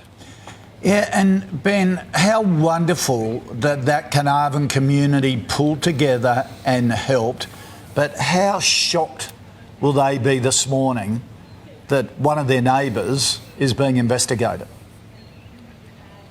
Well, yeah, that's the terrible thing, because you've had this sense of community of, Carnarvon versus Australia. Where could this abductor have come from? Where could this, bad actor have been from? And everyone in Carnarvon, despite all the theories going around online and being sent to Jake and Ellie as well, sort of attacking them and questioning them, the Carnarvon community has very much wrapped them in cotton wool and been the first to defend them and support them. Now to think that someone from that community is likely the person that had abducted Cleo and locked her away, it's an unthinkable prospect that they're now forced to grapple with. Couldn't imagine what the response is going to be like if this person is indeed charged and put before a court. But those people it'd be a very strange mix, a very strange reaction, a mixture of relief that Cleo has been found and overwhelming joy, as well as sort of a sinister, grim feeling in their stomachs that the person that had abducted Cleo, they likely know very well and might have grown up knowing. Yeah, just the horror that this has happened. Yep. And as our criminal psychologist has said, this is a bad person, not a mad person, because of the way it was carried out. Ben, thank you very much.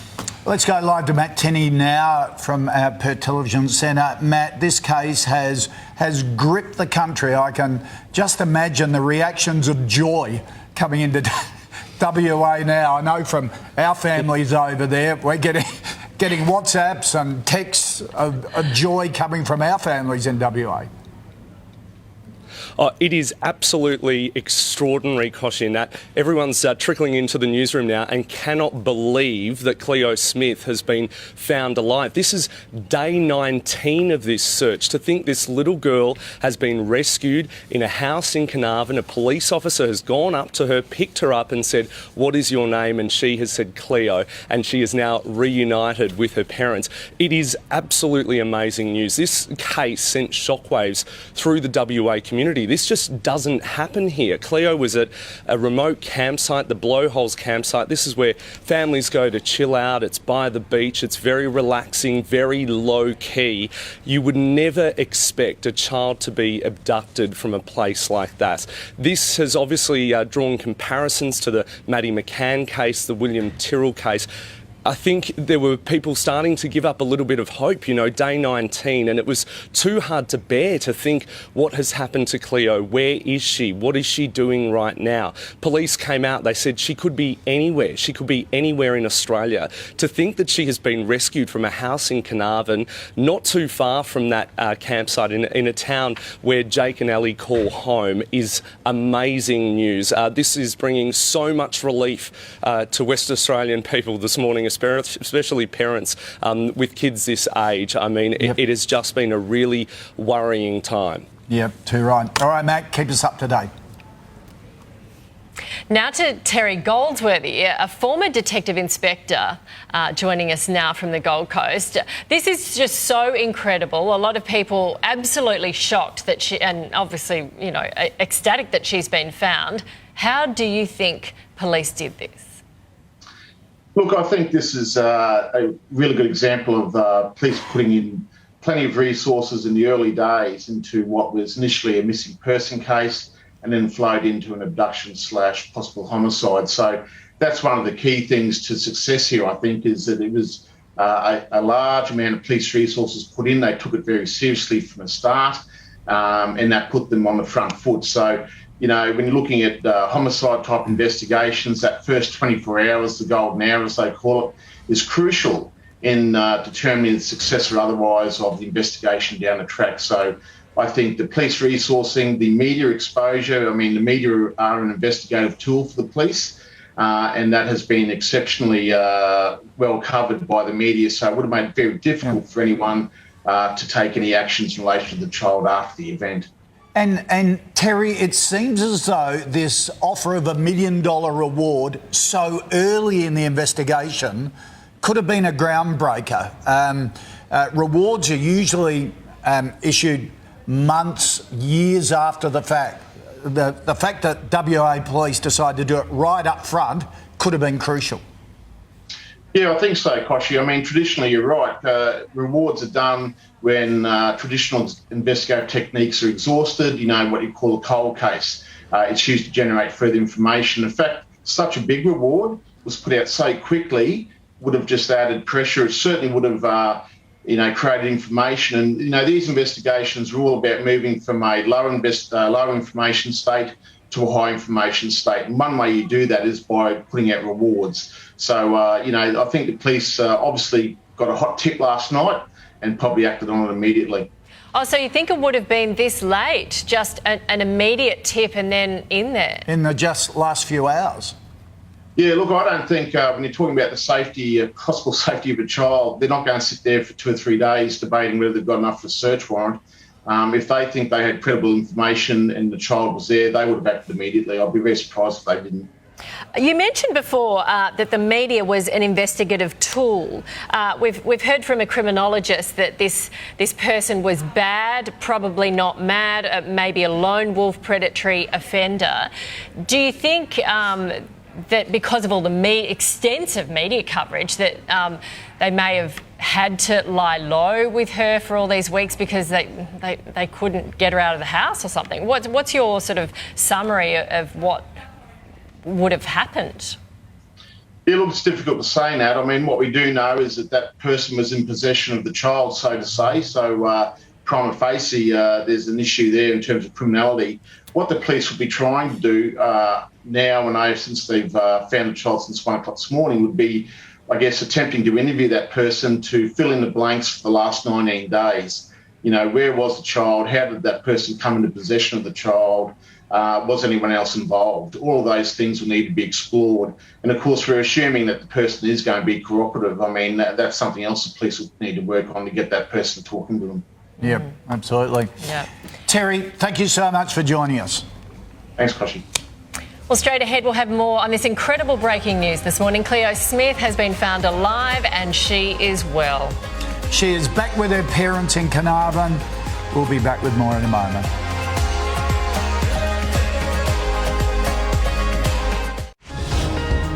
Back now on Sunrise with news the whole nation has wanted to hear. Little Cleo Smith has been found alive and well this morning. She is back with her parents and a man has been arrested. Look at that face, melts your heart, doesn't it? Prime Minister Scott Morrison has tweeted his relief to hear Cleo Smith has been found. He's currently on his way back home from Glasgow. Scott Morrison said, "What wonderful relieving news. Cleo Smith has been found in his home safe and sound. Our prayers answered. Thank you to the many officers involved in finding Cleo and supporting family." Michael Cargreg is a child psychologist and he joins us now. Thank you to you.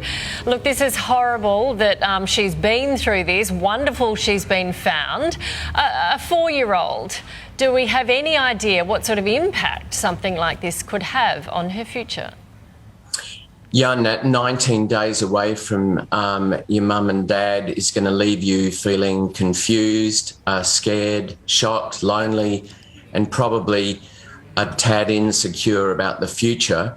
We don't, of course, know what happened to her during those 19 days, so that will play into it as well. Yeah, Michael, 19 days in a house, in a room with a stranger. Do the sort of 4-year-olds almost shut down as a result of that going through a trauma like that, or could they be oblivious to the danger they're in? It all depends on a number of factors, but generally speaking, the psychology of a 4-year-old is that they love play, they love moving, they are just learning to express their emotions. So I imagine that she would have been overwhelmed by her anxiety. The big concern that I have now is they need to be on the lookout for childhood PTSD, where you have constant scary thoughts, nightmares, flashbacks, a marked change in mood and thinking. And they will, of course, be on the lookout for that, and she'll get some skilled help now. Yeah, I'm sure she will. Jake and Ellie, the parents, they have been through an absolute nightmare here, something obviously no parents would ever dream they'd have to go through. How do they cope with this in the years to come? Look, I think this would have a major impact on them. There would be the whole community basically were suspicious of them. Can you imagine being under that level of scrutiny, people that you've known for years, only to find out that it was allegedly someone who lived amongst you? So I think there's going to be a significant impact on them, and they'll need counselling as well. But the good news is that it all turned out well. Amazing result by the police, and this will, I think, only enhance our respect for those detectives. They were incredible. Yep, absolutely right. Michael, this is a story that's gripped a nation. Parents, this is a grandparent's worst nightmare. Obviously, kids have followed this story as well because it has captured the headlines, and mums and dads would have been talking about it in front of them. How do you explain this outcome to your kids as a parent? Well, I think the most important thing is to be guided by their curiosity. So I don't think we necessarily have to bombard, particularly under 5-year-olds, with a great deal of information. I think they have a right under 5 to think that the world is a safe and wonderful place. Yep. If they hear about it, then I think what we do is we simply say a bad man did a bad thing, but we've got this amazing police force and they found her. And I think the emphasis should be not on stranger danger, because in fact most of the terrible things that happen to children happen from people that they know, so we shouldn't use the term stranger danger. But I think we do use this as a teachable moment about staying safe, going with your instincts, and doing what mummy and daddy tell you to do. Yeah, and as we heard before, this could end up being someone that they know. We don't know those sort of details yet. Michael Carr-Gregg, we thank you for your time this morning. Pleasure. All right, let's go back to Ben Downey at Carnarvon outside the police station there. And oh no, you're at the scene. You've relocated to the house where Cleo was found. Yeah, that's right. Yeah, that's right, Cushy. I'm standing on Verdun Street. It's right under the noses of police. This is only a 2-minute drive from the police station, and this home that's cordoned off right now, if you take a look, that's taped off, got police guards outside it. And if you look at the home itself, it's completely unassuming. Amazing that Cleo would have been there for 3 weeks being fed and kept alive. This is the exact house that police raided this morning. You wouldn't think that somewhere like this in such an unassuming suburban environment could be where Cleo was hiding, the greatest mystery in Australia. But this is it. People are still waking up this morning and getting out in their pajamas, sort of incredulous. They don't at the moment. They haven't heard the news. They don't know what they're looking at. But this is a location we understand where detectives raided this morning and found Cleo inside that home when they went through that door and executed that search warrant. Now it's a matter of sort of finding how Cleo was taken all the way from the Blowholes campsite, which is about an hour's drive away from here, all the way here into the town, so brazenly keeping her right in the centre of where the police operation was. Yeah, Ben, are you able to move and have a bit of a wander? I noticed some neighbours over there. Yeah. I wonder if we can find out anything about the owner of the house or anyone just over to your right. I think there was some as well. Yeah, well, let's come for a walk, Koshi. We'll go this way, and as I'm taking you over there, you can see how seriously police are taking this with with police guards on each corner of this. They're not letting anyone inside this zone. It's very much going to be one of the most important crime scenes in WA for some time to come. We've already heard how it was the most important policing operation, and that's only becoming more real as this story evolves this morning. At the moment, we currently think Cleo's been taken to hospital. She's with her family currently, and they certainly won't want to let her out of their sight. I'm trying to see if I can wave over some of the neighbours, but they're just going inside as we've approached with the camera and microphone. Yeah. But yeah, it's certainly going to be a matter of seeing exactly who this individual was, this man in Carnarvon. We don't know an age yet. We don't know sort of any information about that person, but it's an incredible thing because this Carnarvon community has been pulling so tight together, trying to support this family. Now they're forced to grapple with the grim reality that someone from their own community is the one that likely abducted Cleo. Yeah, Ben, just looking there, this is frightening because it is not some random house out in the middle of nowhere. It's like the middle of suburbia, and those neighbours look quite close, just like a normal suburb. So if she was crying, if she, was shouting out, you'd think they would have heard. Well, that's all right, and we know that she had the ability to speak. It's not like, she wasn't healthy. When detectives found her this morning, she was able to say her name, so she was very, very much awake, and they would have been, obviously they've kept her alive and they've kept her healthy. So it's incredible. There's barely sort of 20 metres between one side of that house and one side of the neighbours. I'll just see if I can wave them over now. Sorry, guys. Can we have a chat to you with just about the neighbours and see what's happening with the police investigation?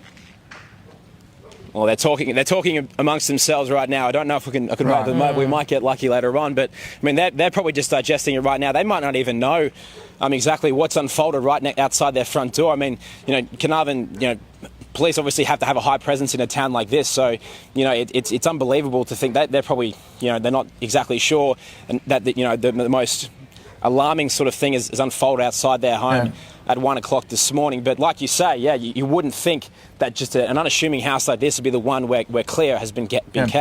Ben, can your cameraman just sort of swing around to give us a sense of the environment there of Carnarvon as well? Because it's you were saying it's a town of 4,000 people, 900 k's from Perth, so it's like from Wollongong up to Brisbane, away from Perth. A long way from anywhere, is it? Yeah, very much so, and it's a far more barren drive than Wollongong to Brisbane, I can tell you that much. But if you take a look, I mean, you can see the gum trees as well and the red dirt, because we're very much becoming into that sort of rural part or regional part of Western Australia. But it's a low socioeconomic area that we find ourselves in right now. There's not many cars or people on the streets. There's some people sort of waking up there, but this is very much a rural area, one that most people sort of aren't going to find themselves. There are actually just some people. If we spin around, Nick, my cameraman can take a look. They're sort of beginning to look at the crime scene tape outside them. They're now wondering what's unfolding. I'm not sure if they actually know that Cleo's been taken from their home. We'll see if we can actually make our way over to them in a moment. Actually, if we spin this way. G'day, guys. Your neighbours here. Do you know actually what's just been unfolding outside your house this morning? No, we don't hardly know, but we was down the road there, just at my auntie's house here. And because we see him up and down in his car driving around, but every time we see him at his house here, he'll jump in his car and he'll drive. But then he'll come around and he'll make sure I have a look at his house, but then he'll just keep driving you. Yeah, so I'll just interrupt you there, mate. So are you aware that this is the home where Cleo Smith was found this morning at 1 o'clock? Yeah, I was there this morning, just down the road. And describe for us what happened. What happened was there was a detective's car there. There was about two, and we was down the road.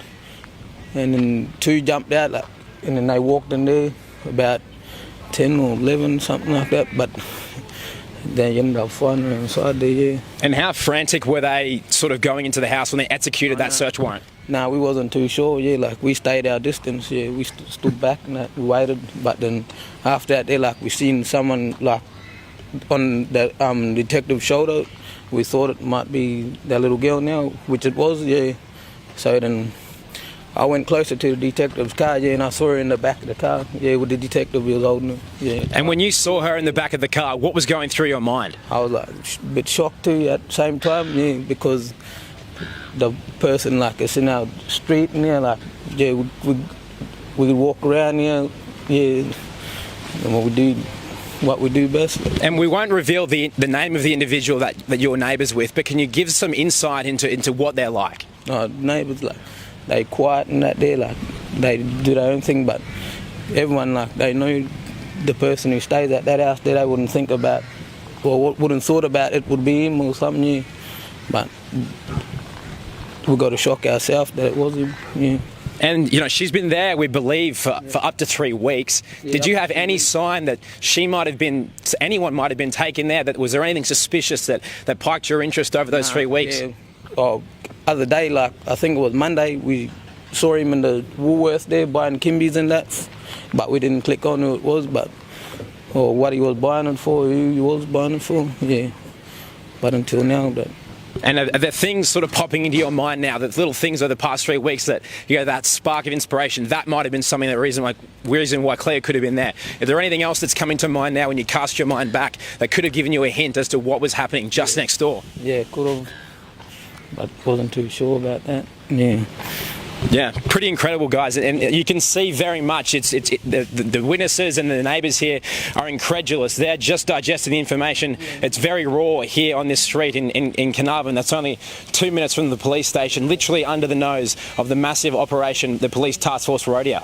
Yeah, and so they got a little bit suspicious because they saw the man who maybe doesn't have a kid buying nappies at Woolworths a few days ago. Yeah, and also... Yeah. Very quiet, unsuspecting, which is the profile that we've been given a bit earlier. Yeah. Ben, really thank you for that, and we'll be checking back in again shortly. Thank you. You are watching a special edition of Sunrise. Our top story. Breaking news, Cleo Miracle, the 4-year-old girl missing for 19 days, found alive and well, discovered in a Carnarvon home. Police announcing the incredible news. One of the officers picked her up into his arms and asked her, "What's your name?" She said, "My name is Cleo." Major development in the case that has gripped the nation. Breakthrough, a Carnarvon man under arrest being questioned by police. The little girl returned and reunited with her parents. The outcome we all hoped and prayed for. It's Wednesday, the 3rd of November, 2021. It is a day that will go down in history for all the right reasons. 4-year-old Cleo Smith has been found alive and well more than 2 weeks after she went missing at a campsite on Western Australia's northwest coast. Police confirm they rescued her from a locked house in Carnarvon about 1 a.m. on Wednesday morning.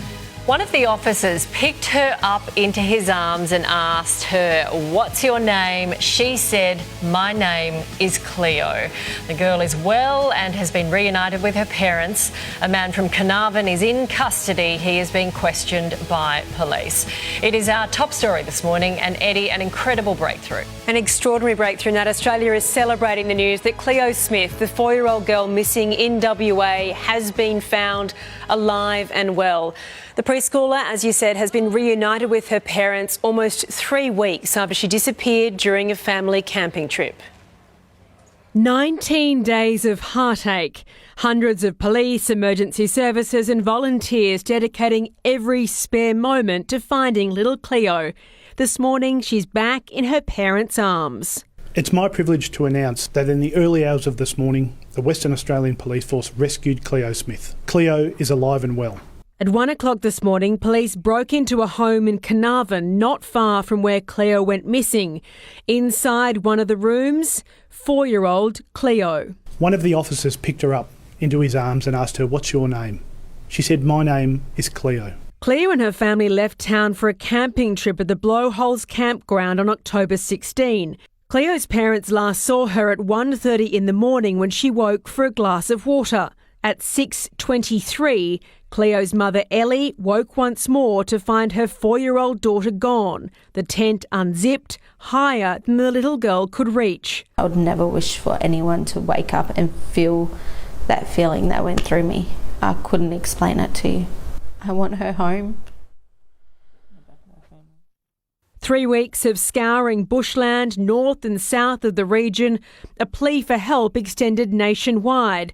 Even her family home was searched for any clues. The big question, where was little Cleo? To me, it made no sense that this was a random event, just a total stranger, happening upon Cleo. That was never a logical conclusion to reach. So, they've obviously looked very closely at those in the community, those who possibly know Cleo or have seen Cleo. Yesterday, the search took a sinister turn, police turning their attention to the dark web, convinced the 4-year-old had been abducted. Today, all of our prayers have been answered.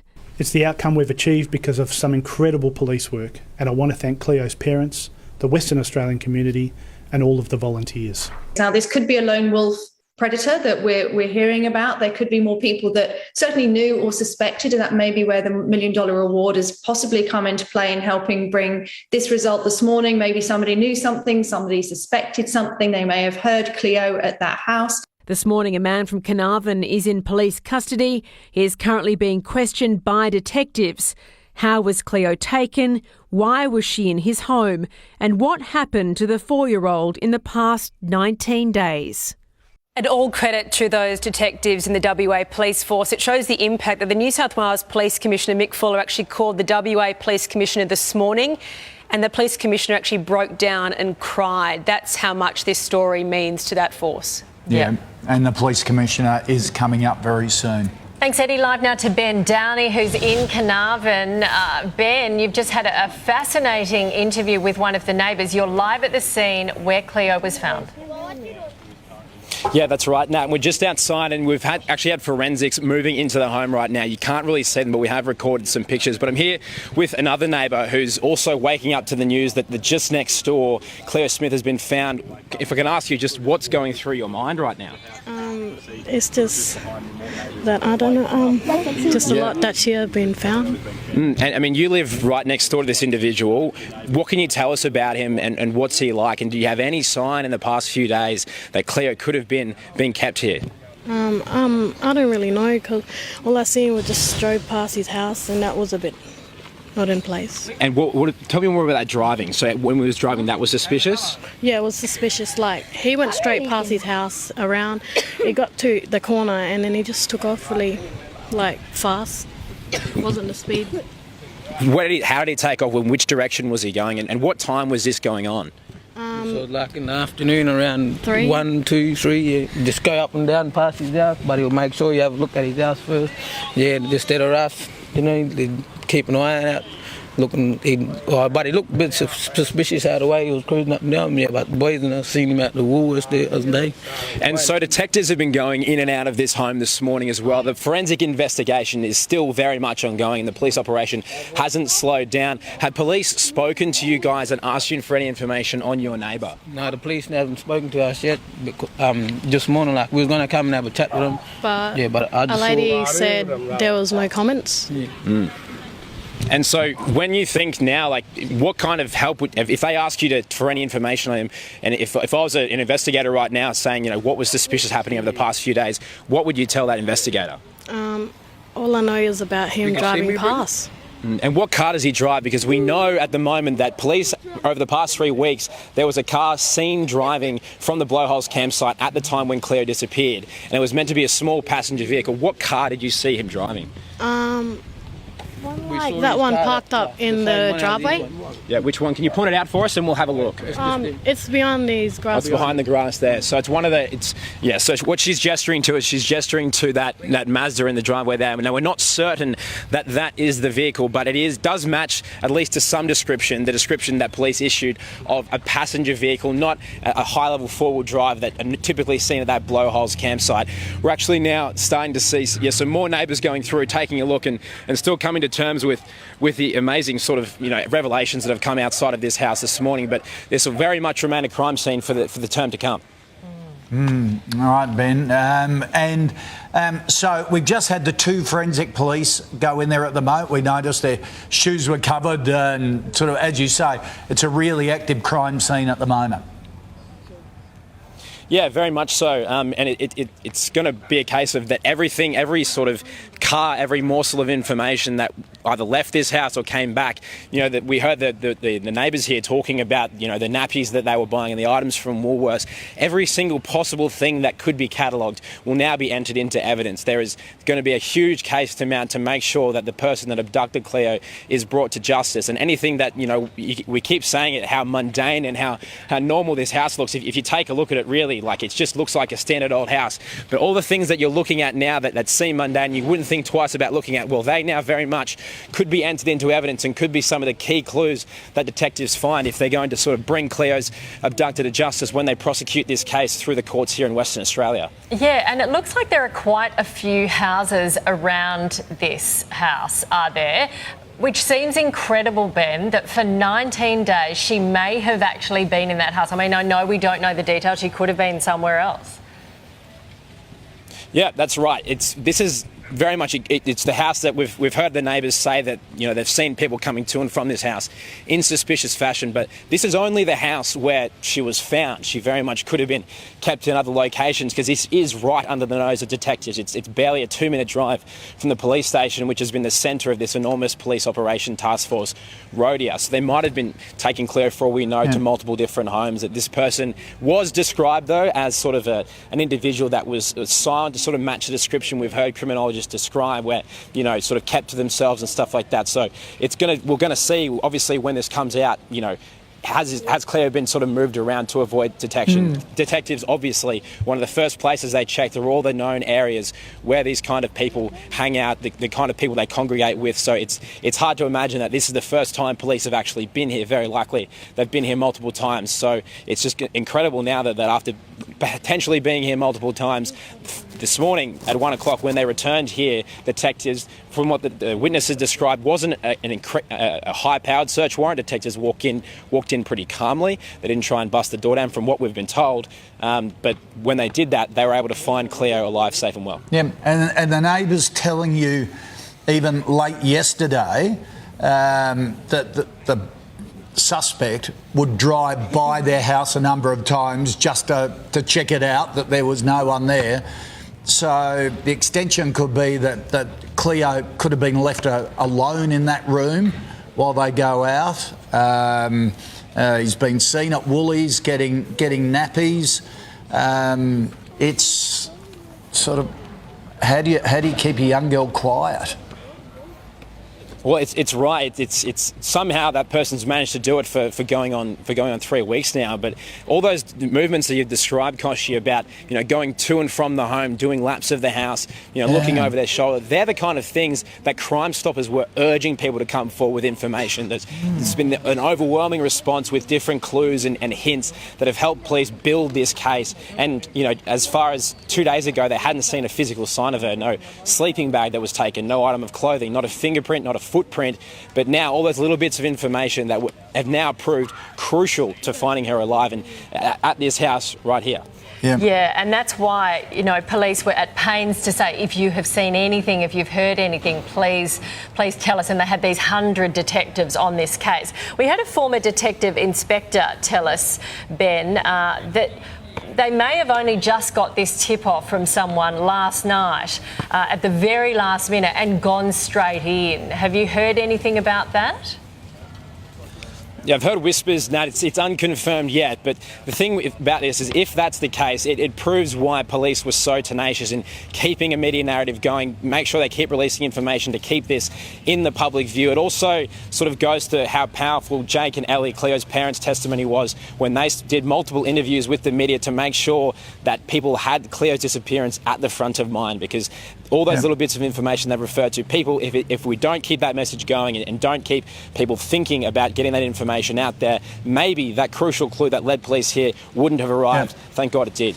And also from what the neighbours are saying, and you were telling us a short time ago, Ben, it wasn't a raid on the house, it wasn't a break the door down, it was a couple of detectives walking in, maybe just following a normal lead, and bingo, case solved. Yeah, that's right. That's what we've just heard, that, like you say, because she wasn't executing a search warrant, kicking down doors. It might actually have been that, but as far as his witnesses are saying, it was a lot more low-key than that. But the good thing about that is that, police just have, if that's the case, they've followed up every lead. It happened at 1 o'clock in the morning. They haven't been sleeping. They've very much, when they say that, had left no stone unturned, when they've been working through the night, when they've been going through the painstaking investigation process. This is the result. The last door they've checked, they would have had more doors to check, or more addresses to follow up, or more leads overnight, and they definitely had more this morning. We know that they were planning to have this investigation going for as long as 6 months. I've spoken about this earlier, but they'd leased buildings inside Carnarvon to keep detectives rolling over, to keep the workforce here. They very much were believing that, throwing everything at this in the expectation that they could be here for a very, very long time. But we know that they were confident that they were going to crack this case. When Rod Wild, the person who cracked the Claremont serial killer case, got here last week, the first thing he said when he got off the plane was that we're confident. They knew that they had the resources. They had WA Police's best detectives on this. They had interstate police agencies working with them, including the Australian Federal Police. They ran images through the dark web. They were even contemplating using satellite imagery and seeing what satellites were flying over at October 16 to try and provide what imaging that could have led to finding Cleo. Now, all those different bits of information, all those forensic techniques, sifting through rubbish across a 500-kilometre stretch of road, they've all been crucial to pulling off the result and the miracle that we have this morning. Yeah, this is going to be absolutely fascinating. Thank you very much, Ben, to talk to WA Police, that first news conference, and see what was that tip-off, what was the last bit of information that led them to go into that particular house. And all about process. You follow everything up. You don't know what you're going to find when you go in.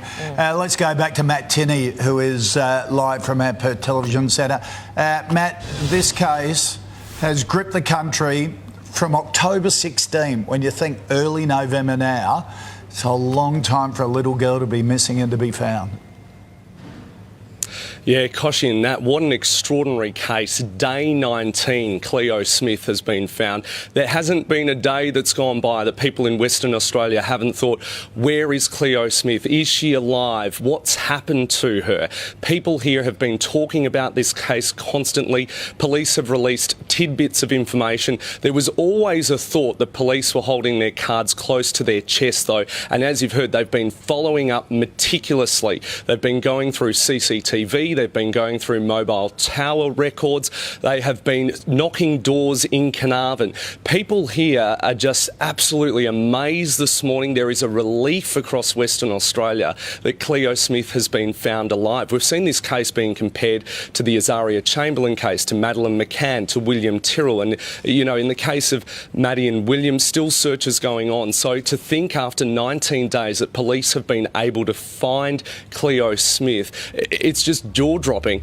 We have to remember in this case, only a few days in, the WA government came out and announced a $1 million reward. It was unprecedented. We don't see that here for years later, sometimes decades later, after a disappearance. But we had this $1 million reward, and police were very keen for any tidbit of information that could lead them to Cleo Smith. Police were confident. Rod Wild, who you've heard about, who was instrumental in the Claremont killer case, said he was confident in finding Cleo Smith. I think when he came out and said he was confident, we knew police had something. They just had to follow up the information. To think that this little girl has been found in the town of Carnarvon, not far from the Blowholes campsite, is amazing, considering that police had said she could be anywhere. There was a point where they put an alert out right across Australia because they feared, even though WA has such stringent border policies at the moment, that she could have been taken interstate.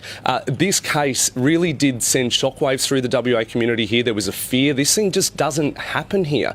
Where it happened, the Blowholes campsite, very remote place, 900 k's north of Perth. It's different to the East Coast, where you have lots of cities and towns right across the coastline. Over here in WA, it's very remote, long stretches of nothing. Then you just get these campsites just with a few shacks. And in fact, there was a shack at the Blowholes campsite that captured audio of Cleo Smith, so they knew she'd been here. There was intense scrutiny on her parents, but today they have been vindicated, haven't they? And what an amazing thing to wake up to for them, to be reunited with their daughter. Too right. All right, Matt, thank you. Talk soon. Now, WA Deputy Police Commissioner Cole Blanche broke the news earlier this morning. This was his announcement. It's my privilege to announce that in the early hours of this morning, the Western Australian Police Force rescued Cleo Smith. Cleo is alive and well. A police team broke their way into a locked house in Carnarvon at about 1 a.m. They found little Cleo in one of those rooms. One of the officers picked her up into his arms and asked her, "What's your name?" She said, "My name is Cleo." Cleo was reunited with her parents a short time later. This is the outcome we all hoped and prayed for. It's the outcome we've achieved because of some incredible police work, and I want to thank Cleo's parents, the Western Australian community, and all of the volunteers. And of course, I want to thank my colleagues in the Western Australian Police Force. I can confirm that we have a man from Carnarvon in custody who is currently being questioned by detectives. We'll have more to say on the rescue of Cleo as the day unfolds. But for now, welcome home, Cleo. And Cole Blanche joins us now. Thank you very much for your time. We've just been hearing this statement all morning. We are, first of all, congratulations on such an incredible job by West Australian Police. Please tell us what made you go to that house at 1 a.m. Thank you for the congratulations. Look, the team of 100 in the task force have been working extremely hard over the last 18 days. They have collected thousands of pieces of evidence, intelligence, data, witness statements. That has been a hard slog, and they've been looking for that needle in the haystack. And, late last night they found that needle that led them to that address and rescued Cleo. Just an amazing moment. I've never seen seasoned detectives break down and cry with relief, and I know that is the sentiment that's shared across the community. Just an amazing moment, and I still can't believe it at this time. How proud are you of your police compatriots, and how emotional did you get? Look, I know from the Commissioner, Chris Dawson, down, we've all had tears in our eyes this morning. I have seen bags under the eyes of our officers and intelligence analysts and specialists, for nearly 3 weeks now working on this case. A massive outpouring of relief by them. Massive thanks from the community have poured into the police force. This has been an extraordinary effort by them, but most importantly, Ellie and Jake and the family I'm so pleased that they've got little Cleo back. This is just it was an extraordinary moment this morning when the police went in there, asked her name, and she answered back in a little voice, "My name is Cleo." I don't think you could get a dry eye in the house when you hear something like that. And what did that police officer radio back? Tell us the circumstances surrounding what happened in that house. Well, look, Intelligence led them to that house. They went into that house. Cleo was in the house alone. A man is assisting us with inquiries at the moment, so I'm not going to speak too much more about that, given that's part of the current investigation. But I think the look on the officers' faces said it all. They were shocked. They were emotional. They picked up Cleo into arms. Just an amazing moment. And when the phone started ringing, that was at 12:46 a.m. They went into the house. WA police phones, including mine, started ringing hot, and we were just sitting there in shock for a good 15, 20 minutes, and then we just got into action and did what we need to do. Cole, was it a tip-off? Did your detectives expect Cleo to be there, or were they just following up a line of inquiry? Now, look, I've got to be clear about this. It's still very early in the investigation. There has been a massive amount of work, not just by the police, by the community, by volunteers from day one. We have trawled through so much information, but I've got to say it is the groundwork, the skilled intelligence work, the officers' work that led to this outcome. I don't want to point out anyone in particular. It was just the excellent work. Did they expect her to be there? Look, I think they felt like it was a good one, and they went there with the hope. We've had hope in our hearts all along, and to have this result again, just an amazing outcome, and I'm so happy for the family. Cole, the $1 million reward so early, groundbreaking to do it in an investigation like this, has that played a significant role? Well, in the way that it raised the profile so much that we had the community come out in strong support. Everyone was looking for Cleo. Everyone was rallying. Everyone rang up Crime Stoppers. The information that came in as a result, as a collective, always helps us point us in the right direction. It's a massive jigsaw puzzle, and we put it together. Because it was so unusual to put out that reward so early, wasn't it? What made you do that? Well, we've had a lot of success here in WA by going out strong and early and collecting information, because we can always piece it back if we get a break in the case. Our strategy from day one was to collect everything and then hope for a breakthrough and then piece it together, because at the end of the day, people have to be held accountable for what's happened to Cleo, and we've got to make sure we've collected all the evidence to be able to do that and present it before a court. Cole, this particular house, had you had suspicions earlier, or was this a recent lead to follow up? It's been put to us that by some other former detectives that once you get a lead, you just act on it. You don't get too fancy about it because a little girl is separated from her parents. Was this a really recent lead? Koshi, 100 detectives had hope in their heart that Cleo was still alive. When they got the information, they acted. Right. Simple as that. So it's a very recent lead. Absolutely. So Definitely. was it last night, was it? Or was it within Yes. a few hours? When did it come in? Yes, last night, and at 12:46 they went into the house. So it was in a matter of hours. Cole, is this the greatest moment of your career?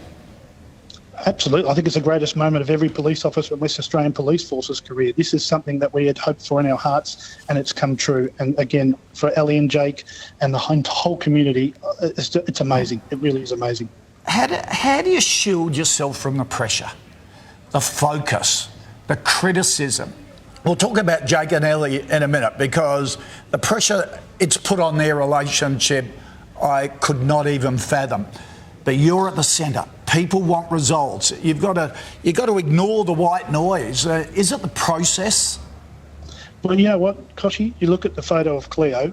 It's not a hard thing to do. Mm-hmm. We all know Cleo's in our lives. It's an easy thing to work 24/7 to rescue someone like her. It's an easy thing to do. It's hard to do, but it's easy to keep the focus. Did you always have hope that she'd be found alive, or were there things about this case that really disturbed you that she may not? That was definitely a concern from day one, but we always have to have hope. We have to have hope. We have to have focus. We have to work professionally, and I can only thank the Task Force Commander, Rod Wild, for making sure that focus and motivation and momentum was maintained. They've done an outstanding job here. Yeah. And also the community. Called the Carnarvon community. We were speaking a bit earlier, the sense of joy at the outcome, but the sense of horror that it could have been a neighbour involved in this. We've got to focus on the positive. This community really helped, didn't they? Well, we're talking about one person that's currently assisting police with inquiries. The entire Carnarvon community came out in full strength. They had the stickers out. They were asking questions. They were looking around. I can only thank and praise the Carnarvon community. You must be really proud of them. Absolutely. I'm proud of the whole Western Australian community. Absolutely. Jake and Ellie, no one can imagine very few people can imagine what they have been through. They've also been absolutely pummeled by people who think they knew better. What do you say to them today? Well, we cautioned early on about internet detectives. The police were doing their work and they were sifting through it. And I think, what's happened here today would hopefully be a strong reminder to those people. Don't judge too quickly. Yeah, Ellie's just posted on Instagram, our family is whole again. There it is. Look at that. There's the post. Yeah. Cole, we are in awe of what you guys have done. Congratulations, and thank you so much for sparing us the time to talk to us. Thank you very much, guys. Wow. Gee, it's just such an amazing story. Yep. And incredible. Our hats are off to the entire West Australian police community, because you are heroes this morning. Straight ahead, more on our breaking news. Cleo Smith has been found. She's alive and she's well. She is back with her parents in Carnarvon, and we are back with more in a moment. Back now on the half hour with the news the whole nation has wanted to hear. Little Cleo Smith has been found alive and well this morning. She's back with her parents and a man has been arrested. It is obviously our top story this morning. Eddie, an incredible breakthrough. Extraordinary work by WA Police. In just the last few minutes, Cleo's mum Ellie has posted to social media this simple message: our family is whole again. All of Australia is celebrating this news with them, that their 4-year-old daughter has been found alive. 19 days of heartache. Hundreds of police, emergency services and volunteers dedicating every spare moment to finding little Cleo. This morning, she's back in her parents' arms. It's my privilege to announce that in the early hours of this morning, the Western Australian Police Force rescued Cleo Smith. Cleo is alive and well. At 1 o'clock this morning, police broke into a home in Carnarvon, not far from where Cleo went missing. Inside one of the rooms, 4-year-old Cleo. One of the officers picked her up into his arms and asked her, "What's your name?" She said, "My name is Cleo." It's one of the happiest moments. I think we'll all remember this moment. It's a great sign that she's healthy and well. It's yet to be determined how traumatised this child is. Cleo and her family left town for a camping trip at the Blowholes campground on October 16. Cleo's parents last saw her at 1:30 in the morning when she woke for a glass of water. At 6:23, Cleo's mother Ellie woke once more to find her 4-year-old daughter gone, the tent unzipped, higher than the little girl could reach. I would never wish for anyone to wake up and feel that feeling that went through me. I couldn't explain it to you. I want her home. 3 weeks of scouring bushland north and south of the region, a plea for help extended nationwide. Even her family home was searched for any clues. The big question, where was little Cleo? These investigations are all about moving from a low information state to a high information state. And one way you do that is by putting out rewards. Yesterday, the search took a sinister turn, police turning their attention to the dark web, convinced the 4-year-old had been abducted.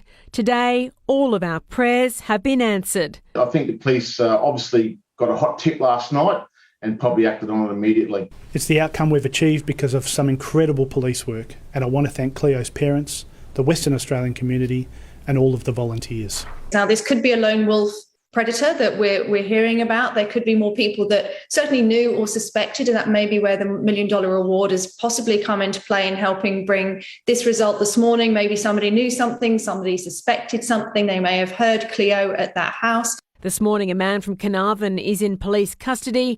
He is currently being questioned by detectives. How was Cleo taken? Why was she in his home? And what happened to the 4-year-old in the past 19 days? And the WA Deputy Police Commissioner Cole Blanche has confirmed to us on Sunrise just a few moments ago that a tip-off, some nugget of information led them to this house late last night. That raid was conducted at 12:46 this morning. Cleo was in the house by herself and the man now being questioned was located in another location. These pictures just in from the scene show police leaving with a battering ram and a crowbar, some indication that she was being kept in a locked room. Koshi and Nat. Yep, thanks, Eddie. Live now to Ben Downey, who's in Carnarvon at the scene, at that house. The entire country shocked and very relieved this morning. Yeah, absolutely, Nat. And this is the centre of where that relief and shock is coming from. Eddie just touched on it then, but we've just seen police bring out the battering ram, or as they call it, the key to the city that they would have used to open those locked doors that led police here. Now, the neighbours, we heard them earlier on Sunrise, they were talking about how they didn't hear anything and it was quite covert, but at the same time, police obviously had to execute a serious amount of force to open up the doors and free Cleo from the place that she was being kept. It's still very unclear whether this is the location she was at over the past 3 weeks. We don't know whether she'd been moved around or whether she was solely in this location, but from witness reports early at this stage, what we have been told is that the owner of the resident of the property has been seen doing laps of the home, going forward and going out of this cul-de-sac, buying nappies from Woolworths, even though he doesn't have any children. He's very much described, at least at this early stage, as an individual that sort of kept to themselves, which matches that description. Now it's going to be a matter of sifting through everything inside this home. This is a crime scene right now, and the forensic investigation remains very active. It's going to be a case of poring over every single thing inside this home that could be a potential clue and evidence used to bring Cleo's potential abductor to justice. One person's in custody at the moment after that 12:43 a.m. raid and search warrant on the property. We don't know if there's any other more people outstanding that we need to get in touch with. It was a case where it had confounded people and baffled people. They didn't know how she could have gone missing from her tent on October 16, that early morning at the Blowholes campsite. And now it's going to be a case of, was it something that an individual could have pulled off, taking them right from under the nose of her parents all the way to right under the nose of police. This is only 2 minutes away from the Carnarvon police station, which has been the centre of Task Force Rhodia that's been trying to get to the bottom of this abduction. Yeah, Ben, a little earlier, speaking with Cole Blanche, the Deputy Commissioner, what a remarkable bloke he is, and explaining this was just a recent tip-off. Just in the last day, yesterday afternoon, there was a line of inquiry they were following, and bingo, they got the prize. That's right. They've been pulling out all the stops in all crazy kinds of forensic techniques, going from satellites to drones to searching the dark web. But good old-fashioned policing is what's achieved the result here. A standard tip-off, likely through Crime Stoppers or something like that, and that's hopefully helped by the huge amount of media coverage that has been put on this story, making sure it's front of mind for all the different people in the community that might have just seen that one thing that wasn't right, might have seen something that they thought didn't sit well with them, and that exact tip-off is what's led them to cracking the case that's confounded Australia. It's a great motivation for anyone out there for any other sort of mystery or case that investigators are working on, that no piece of information could be too small when the result could be this big. Yeah, and also, as Cole said, for the internet experts who gave that family hell, Ellie and Jake were pummeled by trolls. People thought they knew what had happened. No one did, Ben. Yep, that's exactly right. No one knew what happened, and as much as today is a day for celebrating the efforts of the detectives, more than that, it's for celebrating the resilience and the determination of Jake and Ellie, Cleo's parents. They've weathered an incredible storm like this. They knew they had to put themselves public to keep that story in the public sphere so people could come forward with tips, but obviously the double-edged sword, it came with the fact that they had to expose themselves, but they weathered that storm knowingly. They knew what they were signing up for, even though they weren't ready, even though they didn't have to. They knew what they were signing up for by exposing themselves to make sure that it was in the public's mind and they could come forward with tips like this to solve Cleo. So it's massively vindicating their actions that people had relentlessly doubted and relentlessly tried to throw aspersions onto. They've now been seen for what the detectives have been telling us this whole time. They're not suspicious. They weren't suspects. Detectives had ruled them out, and despite that, the vitriol kept coming. But now it can finally be put to rest. Yeah. And Ben, what a absolutely uplifting moment. But we asked Cole, is this the greatest moment of his career? And he said, yes, absolutely, and for everybody involved there. They must have been getting worn down by this, though, the tenacity of the police to actually go through the scrutiny, the criticism they were receiving. Yeah, well, I heard Cole as well, and he's an outstanding fella, and he's an incredible detective, and he's an incredible deputy commissioner. And while he said all the motivation he needed was to see Cleo's face, he would have had motivation from a lot of other sources as well. The community is so tight here. When the search was going on in the land search around that campsite, they had people just literally giving the shirt off their back, donating money, donating time, printing the Cleo stickers to go on the back of cars, bumper stickers, have you seen Cleo? All these little things, support that they never asked for, but the community gave up willingly. That helped them stay motivated. We know that they pulled this off in the middle of the night. They've been working through the night constantly as people have got no sleep. Cameron Baines, one of the chaps that was pulling out that battering ram, he's one of the lead detectives in this case, pulled out that battering ram earlier that you saw. The poor guys, missed some family milestones. I'm not going to go into them. Is that everyone has sidelined their own. The guy with the beard? Yes. Right. Yeah, we just saw him then. No, What? not with the beard. Not with the beard. The not taller with the beard. one. He was wearing the suit. Yes. The taller one. He's Yep. another incredible fella in this story. There are just so many good detectives and police that have pulled off this result. But they've all sidelined their own personal life to pull off a result here, and now it's just the ultimate reward for them and the ultimate reward for their parents who have endured such hardship over the past 3 weeks. It's nice to put a face to the name, isn't it? It is. Cameron Baines there just walking towards the police tape there. He was lead detective on this. And as Cole, the Deputy Commissioner, described, they were all in tears, those men who went in the early hours, 12:46, when they got that tip off and picked up that little girl and said, "What is your name?" And she said, "My name is Cleo." And they were all so emotional because what a story, what a moment for these guys who've worked on it for 19 days. Ben, thank you very much, live from the scene in Carnarvon where little Cleo has been found alive and well this morning. Straight ahead, more on our breaking news. Cleo Smith, alive and well. She's back with her parents in Carnarvon, and we'll be back with more in a moment. Welcome back to Sunrise. Cleo has been found alive and well. Matt Tinney is in our Perth Television Centre. Matt, what a wonderful outcome to 19 days of horror for that family. Oh, Koshi and Nat, this is extraordinary. People in WA just can't believe it, waking up this morning that 4-year-old Cleo Smith has been found alive and well. This case sent shockwaves through the community here. This just doesn't happen. A 4-year-old abducted from one of those holiday campsites about 900 kilometres north of Perth at the Blowholes campsite near Carnarvon. Day in, day out, there has not been a day that's gone by where you haven't had a conversation with somebody here about Cleo Smith. What do you think's happened to her? Where is she? What is she doing now? Day 19, people were starting to fear the worst, but police did not let go of this case. They just put more and more officers on it. They've been going through CCTV. They've been going through mobile phone tower records. To think that Cleo Smith has been found a couple of minutes from the Carnarvon police station when police put out an alert right across the country to find this girl is amazing. So wonderful news for people in WA. This state has a history of terrible cases, including the Claremont killer case, which Rod Wild, who led the task force on Cleo, has been doing and did a great job with that as well.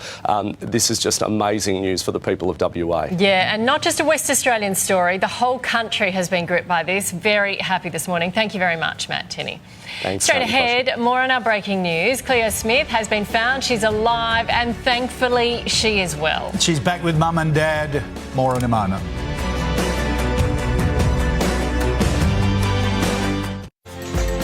Welcome back to our breaking news that little 4-year-old Cleo Smith has been found alive and well at a house in Carnarvon. Tony Lochran is a security and safety expert. He worked with police forces in operations against the IRA and he joins us now. How do you think they found her? I think that, to be honest with you, that what people are underestimating, Nat, is that for this one big tip-off that they've got, there's been a huge amount of other surveillance projects that have been on the go. So the whole thing to do with teamwork and coordination and communication as well has been invaluable. And the good thing is that the fact is they've got the state borders locked down. That's been a blessing in disguise, really, from that point of view. They've coordinated the task force really, really well. They followed up the lead. They've done an amazing job. Just brilliant police work there from the guys. And when anyone else would have thought that everything's lost, So it's a big thing for them to actually follow up, and they follow in every single lead possible. And what people don't know about as well is that when you're in a surveillance job, no matter whether it's that house, some other house or whatever, it is backbreaking. You literally can't move from that position on a surveillance job anyway for a very long time, especially if you're actually in the bush. Have a look at what's going on to look at your subject matter. Tony, you're saying the border lockdown help. Why? Do you think she was targeted as part of a child abduction ring? Look, it's too early to speculate, to be honest with you, Koshi, but that is one of the fears, and it's one of the things that's a strong possibility. The fact is that they kept her there for this length of time meant at the end of the day their plans were disrupted. And, the individual himself, he may have been a lone wolf, but he may have had accomplices to actually get Cleo away from there, as was the case with the Madeleine McCann and so on and so forth. So, the bottom line is that they ran out of options, I believe anyway, and it all pointed towards something very, very suspicious going on there. Because he was found somewhere else. She was apparently in this house, a locked house, alone. So do you think he had help? Oh, absolutely. I think that at the end of the day, he couldn't have actually kind of done this on his own, I don't think. I mean, he'd have to be 100% focused on just exactly what he wanted to do. But I think there were other people at play, and I think she was moved from my particular point of view, because at the end of the day, it just draws suspicion on any particular house or whatever. The community itself, was hugely acting as additional surveillance there as far as the police were concerned. So at the end of the day, once something started to become suspicious, I believe that she possibly could have been moved on and finally ended up in this abode anyway, and with a desperate kind of situation where there's no way out. There's no way they could actually do anything really, because public pressure was on them, surveillance was on them, and the team themselves, the police, with drones, with thermal imaging, with everything else they had to hand, all the latest technology, really threw it at this case, and it was just a brilliant outcome. Yeah, you don't want to go to the place of how she was treated, but over those 19 days, would she have had to have been medicated to keep her quiet a little? I think as soon as your reporter actually, Koshi, was talking about the fact that how, did she survive in that particular kind of state, it leads to one possibility, and I think at the end of the day, the medication side of it, even if it was light medication, would have meant at the end of the day that it put her under a specific kind of spell, so she wasn't actually able to shout or do anything. But there's another possibility as well, is that the abductor, who I think potentially knew exactly who the family was, possibly could have recorded the family and could have played things back in the background on the TV to make her feel as if she still was connected to her family. So these are all strong possibilities to make sure that the child itself is actually kind of calmed down. All right. Oh, that's all fascinating and frightening, and that she may not have been in that one house the whole time. Tony, thank you very much for your insight. You're welcome. Great news. Fantastic news. Yeah. Thanks, guys. Now, the police response has been amazing. A painstaking operation over 19 days. Let's take you back to how it unfolded on the first day, Saturday, the 16th of October. A timeline that began with an open tent, a terrified mother and a missing girl. At 6:23, her mother Ellie calls 000. 7 minutes later, police on their way. At 6:41, a second vehicle dispatched. Police tape off the site at 7:26. A little after 8, family and friends arrived to help. Around the same time, detectives searched the family home back in Carnarvon. At 8:09, a local chopper takes to the skies. Police Air Wing and Volunteer Marine Rescue are contacted. Shortly after 8:30, the roadblock is set up. Less than an hour later, SES arrives. At 9:30, detectives sit down with Cleo's mum and stay with her for the rest of that day. Major crime deploy at 11, and at 3 in the afternoon, homicide officers and search experts touch down in Carnarvon. 19 days later, a great result. Yeah, we'll be back with more. This is Sunrise. We're on 7.